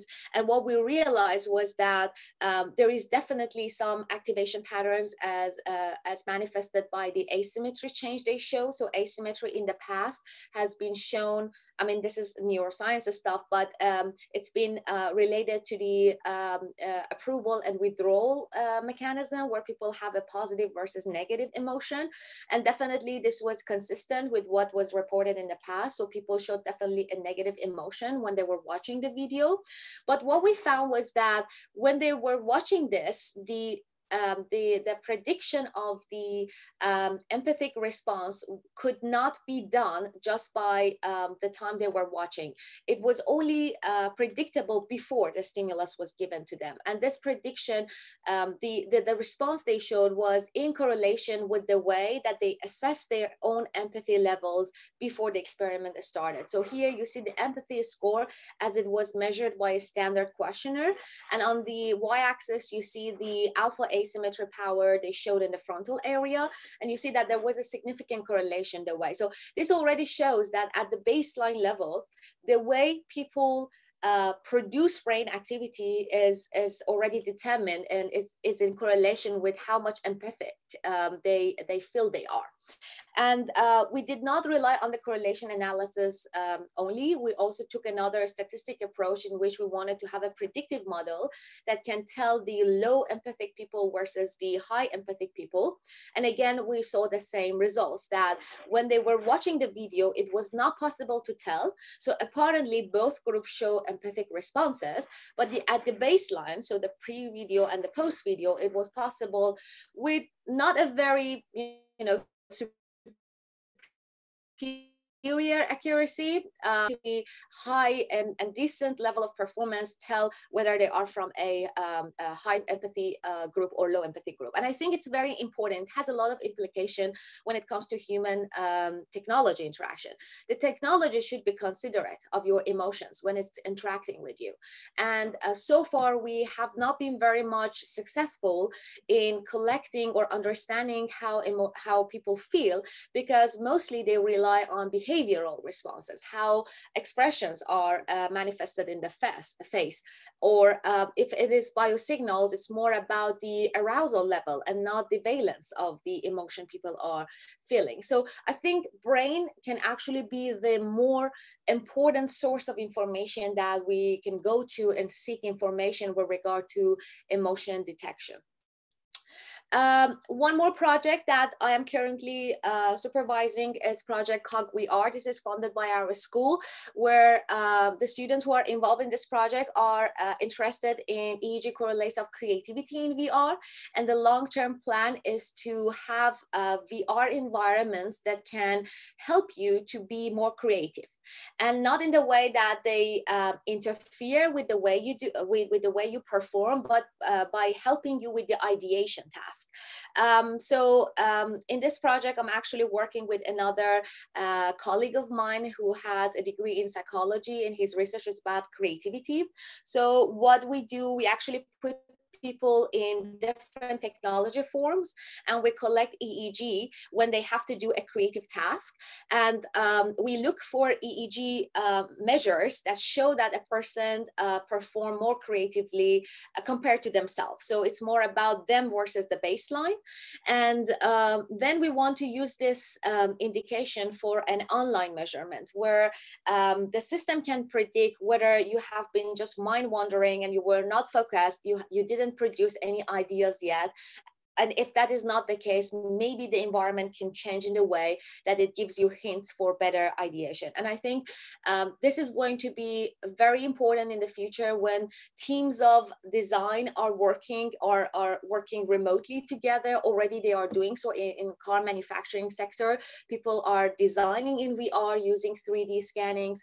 And I think it's very important for them to also be aware of the way they are working and they are performing. So with this project, again, with the first experiment, we have already found very promising result with respect to gamma band activity in VR. Again, gamma band in the frontal area is indicative of attention level and perceptual experience. So with creativity in the past, we saw a lot of reports of alpha activity. We did not see any difference of alpha activity between the conditions we had in our experiment, which was like a tablet versus a VR. Well, we saw gamma activities, and we think that the way that people already interact with the systems is very different, and the way they produce creative ideas is different. And that's probably why we are seeing a prominent activation levels in these high frequency bands and not the low frequency bands. So it's more about the working memory, the attentional processing, rather than just being, the alpha band activity is more about being relaxed and having some, how do you call it? Like the alpha and theta band is more about thinking, I forgot what the word was, thinking without conscious change of brain state. So it's more about you daydreaming, for example. I got the word. That was it. So we actually used this data in order to discuss how doing creative tasks in VR is already different from doing creative tasks with conventional mediums such as pen and paper and tablet. So there are two more projects that I'm going to introduce. This is Project Wipe, which is a quite huge project. I'm a co-PI on this project. It includes 13 partners, and it's about development of conversational digital humans. So there are 3 hospitals involved in this project, and we are creating avatars for healthcare. And these avatars are supposedly going to help people with their they become assistants of patients when they need information, and they also give emotional support. And so there are many different AI scientists that work on the natural language processing. My job and the PhD that I work with in this project is about the embodiment of the avatar and how we can go over the uncanny valley. And I don't think I really need to explain uncanny valley. I think everyone here knows about uncanny valley. It actually was a term that was coined by a Japanese scientist about robots, and it shows the relationship that human-like entities have with the familiarity they produce in the human viewer. So the more human-like an object looks like, the more familiar we think they are. But as soon as they become too human-like, but not there yet, there is this very negative reaction that human viewers show. And the reason for that is that there is a mismatch in what they expect and what they see. So if it is too human-like in terms of appearance, we really expect it behaves as human. But usually the robots or avatars don't, and that's when we are like, okay, this is very zombie-like. I don't like it. And the goal for developers in both sectors, social robotics as well as virtual avatars, is to go beyond this valley, to make it as human-like as possible, and create a positive impression and perception of the avatar, so that the avatar or the robot will be useful in the task that it is designed to do. And for me here, so we want to first understand what is it that people focus on when they are watching these avatar faces. So here you see one of the experiments we did, and we collected human faces as well as state-of-the-art avatar faces, and we wanted to see whether people were able to tell it's a human or an agent. So I have brought some example for you. Maybe you can already say which of these 4 faces is an avatar. I am not gonna, I think you can already, some of you may tell. The second one, yes, this is an avatar. And the 4th. No, this is a real human. This is a real human. This is a real human. And interestingly, the first one is an avatar too. And if you had noticed, there is no eye reflection in there.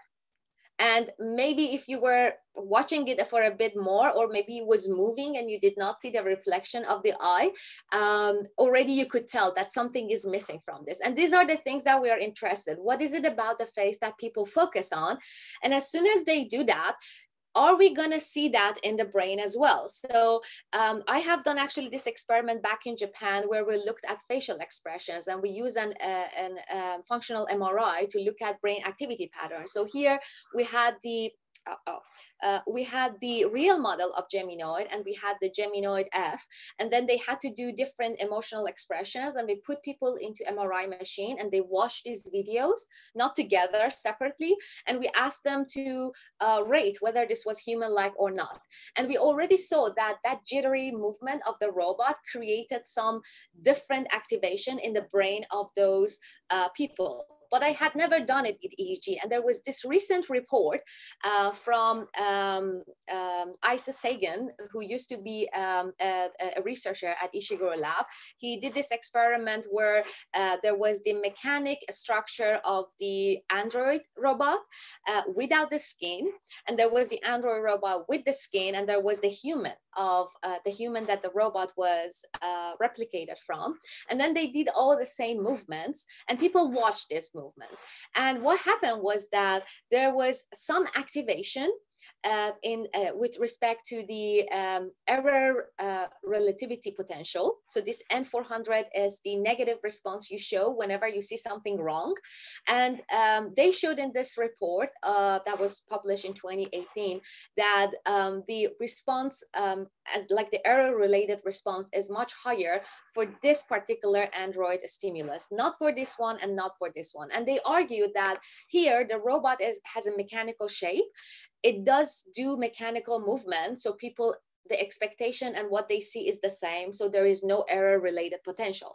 For the human, it's the other way around. It's human-like appearance and human-like movement. Again, no error-related potential, but here with the Android, something is wrong.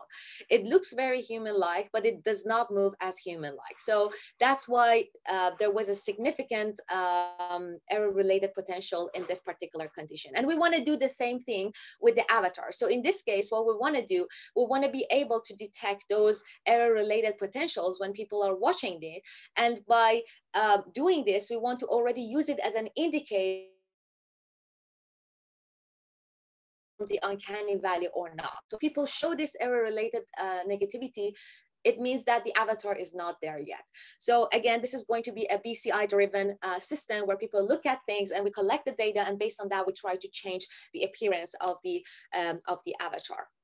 And finally, the project Regendil that was recently funded by the government by the Dutch government and the Dutch Royal Air Force.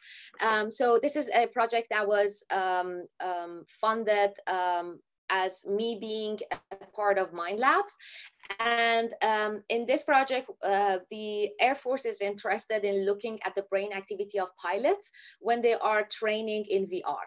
And the idea is that these days, the VR simulator is becoming a more prominent replacement for the conventional cockpits, where people had to be put into this real physical place to be trained, but rather to enable them to be trained in VR. And apparently many pilots are not happy with that. So they really want to have their own flight hours and their own simulator hours, and they don't want to have that replaced with another form of technology. And so the Air Force is trying to enforce this, and they want to have some scientific evidence that the learning curve is going to remain the same. And the learning outcome is exactly the same, and perhaps using the signals and behavioral measures we collect from the pilots during this VR training, they can even have a personalized and optimized training. So that's the idea behind this project. We're going to go into this simulators, these Air Force simulators, and put EEG cap on people with another sensors such as eye tracking and perhaps some skin conductance response in order to see how they behave and respond to these new training environments, and then use those information in order to be able to predict the learning effect that they are experiencing in any form of training. So if the training is working, the pilot could already know, and they're gonna probably go to the next stage, or if it is not working, we know that they need to get more training on this particular task, just by the power of performance as it is measured with biosignals as well as performance. So that was me. I want to conclude by saying that in this talk, I try to show you that BCIs can have a future in human technology interaction in the way that it optimizes the way people interact with technology in a very passive way. So you can have automatic detection of what users are thinking or feeling, and try to feed forward that to a robot or an avatar and make them more smart in the way they interact with people. However, the technology is very new. It's not perfect yet. Many more developments need to be done in terms of hardware and software. And I think it takes not a few more years, perhaps a decade, until BCIs become a mainstream technology as VR is today. And I think by then we also need to initiate discussions about ethical issues, as well as the efficiency and usability of these systems that are coming into our lives, particularly when it comes to different social groups and people who are going to employ them. So I want to close my talk with that. If you are interested in the embodiment research I do have a TED lesson that you can watch it on YouTube. And that's from me. Thank you so much for listening. Thank you, Mariam. I'm really impressed with your. I'm always impressed with your works. So I don't know if there is. If there is someone that have some questions. Well, maybe I can start just starting from one of the last sentences. So thanks. So it was very interesting talk. From the last sentences, you were saying that the technology is still far from being exploited. And you were talking about decades and not a few years. So what do you think are the most difficult aspects? I mean, the technique itself is, the number of electrodes you use, even if it is already high, is very small compared to the complexity of the brain. So do you think this is the main problem? So we need to find different ways of probing the activity, or it is more related to understanding, the meaning of what you record? Yeah, so I think the main problem is that more than social robots and virtual reality, this technology form relies on the human than sensors and engineering part. So with robots, you can actually, leave it to the engineers and make it as perfect as possible in the ways it moves or perceives. However, with virtual reality, it's the same. You can work on the hardware, on the field of view. Everything about it is mostly engineering, and then once it comes to humans just have to use it. Whereas with BCIs, even the engineering part relies on the human and how the human generates those patterns that are required for the classifier to work. So with human brains, you have a lot of individuality factors. You have the impedance of the scalp. You have the way that the different cognitive functions are working. People do not respond to the same stimulus in the same way that we expect them to do. So the human is like the most important thing when it comes to the core development. And all the time, we have to train the human first in order for us to generate the patterns that we want our classifier to detect. So I think that's the main challenge, that even though there have been some commercial headsets that are out already, Emotive, for example, Neurosky, honestly, they look like a toy. They don't really work well because they are not trained for a large, they are not trained with the data from a large population. It's been just lab training and lab experiments and lab development, and that's it. So as soon as it's out, there are a lot of noise in the environment. The equipment is not ready for that. And the fact that the humans are not yet familiar with this device, they don't know what they need to do. And as soon as the expectation is not met, they are disappointed. So they no longer use it. And so I think that's the main challenge. We have to educate people in order for them to be able to use this technology form. And the other one is that we are not yet capable of reducing the noise when it comes to the wild environment, to like outside of the lab. Thanks. Thank you.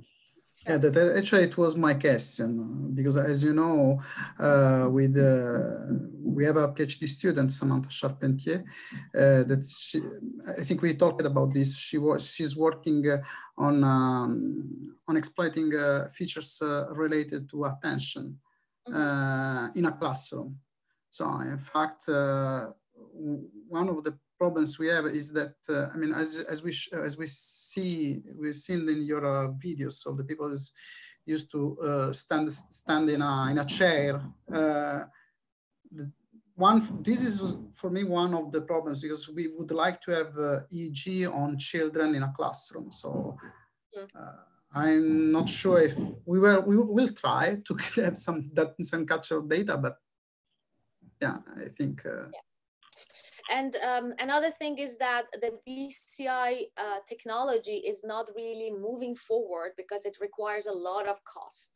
You know, bringing people into the lab, collecting this data, training them. And then, I mean, for every experiment we do, we already spend, I mean, if it's a new master or PhD student, they already need 6 months of training to be able to use the technology. And then we need another 3-4 months to be able to collect the data until we are able to analyze the data and develop the AI, the classifier that we want. So again, it's a very time-consuming process. And that's why I think we are lagging behind compared to other technology forms.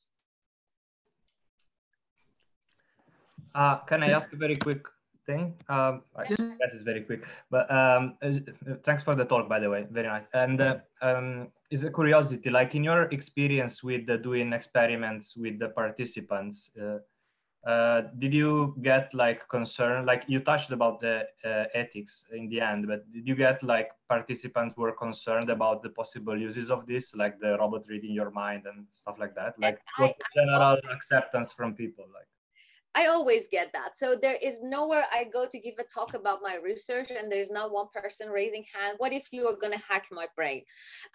So yes, the hacking of the brain is one issue that everyone is worried about. But perhaps I can tell you a little bit about the type of participants that I get. So usually there is a clear distinction between 2 groups of people that are out there. People who do not really believe what the system can do. So they're like, no, it's not working. I don't think it's going to work. And the people who are just expecting a lot from the system. So they think that as soon as I put the EEG cap on them, they are no longer safe. I'm going to have access to what they think. And so sometimes I joke with some of these people, but most often I try to relax them and tell them that, no, you're going to be safe. We're not there yet. I wish we were there, that we can understand everything you think of. And yes, there are some ethical issues with respect to this.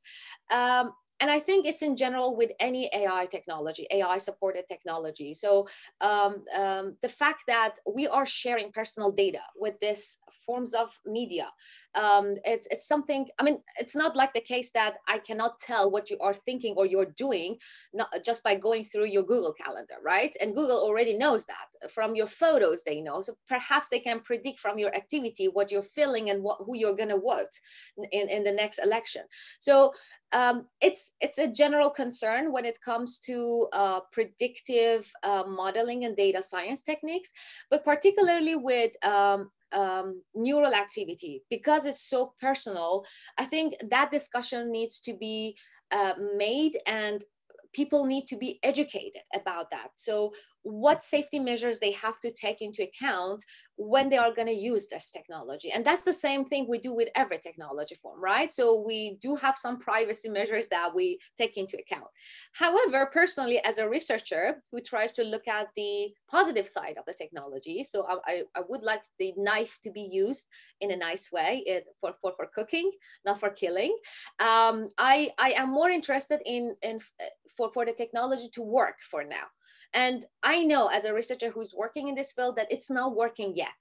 So it's working under very controlled environment and very specific stimulus, but we are far, far from the moment that I can tell what you're thinking, what you're going to do, what sentence you're going to make. And I think to be first close to that future, and then have more serious discussions about ethical issues. That was my personal opinion. Yeah. Well, thank you so much. Thank you. I don't know if there are other questions. I just wanted to briefly remember, Mariam mentioned the Geminoid and her work with Ishiguro Lab, and I remember that a few years ago, many years ago, we hosted Ishiguro and the Geminoid in our lab. And I remember that at the Geminoid F, and when the Geminoid F arrived in our lab, it was inside a box, inside a kind of cage.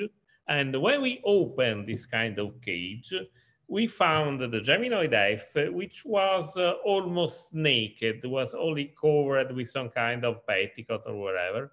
And I remember that I felt really uncomfortable. It was a kind of a violation of privacy. I know very well that it was a robot, of course, and whatever, but it was stronger than myself. I felt some kind of a violation of privacy. So it was like, it is interesting in some sense to the investigation of our inner reaction to the Geminoids and to something which is in some sense so similar to our body, to our natures.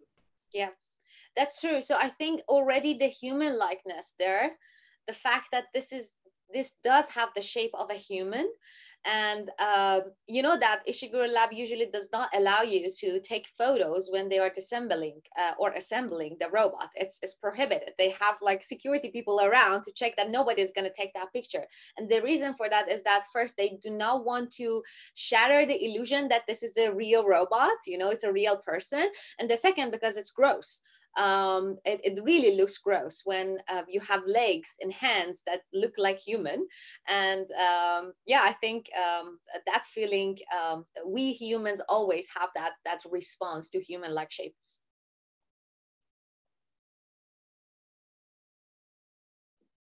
So thank you. Sure. Okay, so well, maybe it's time to close our seminary.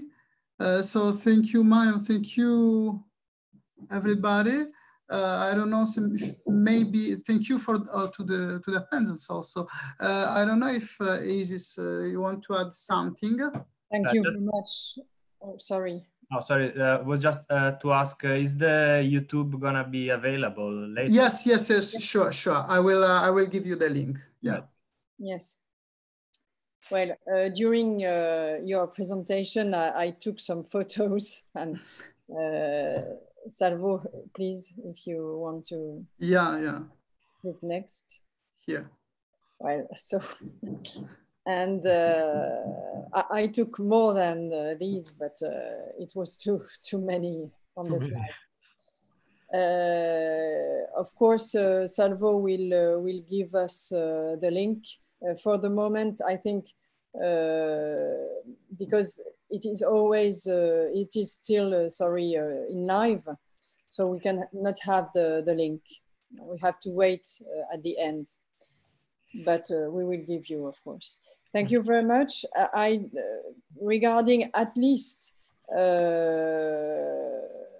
because probably not only, but the project Mariam told us, Regio Deal, I don't know how to pronounce, sorry. Yeah. I think, I'm sure we have collaborations,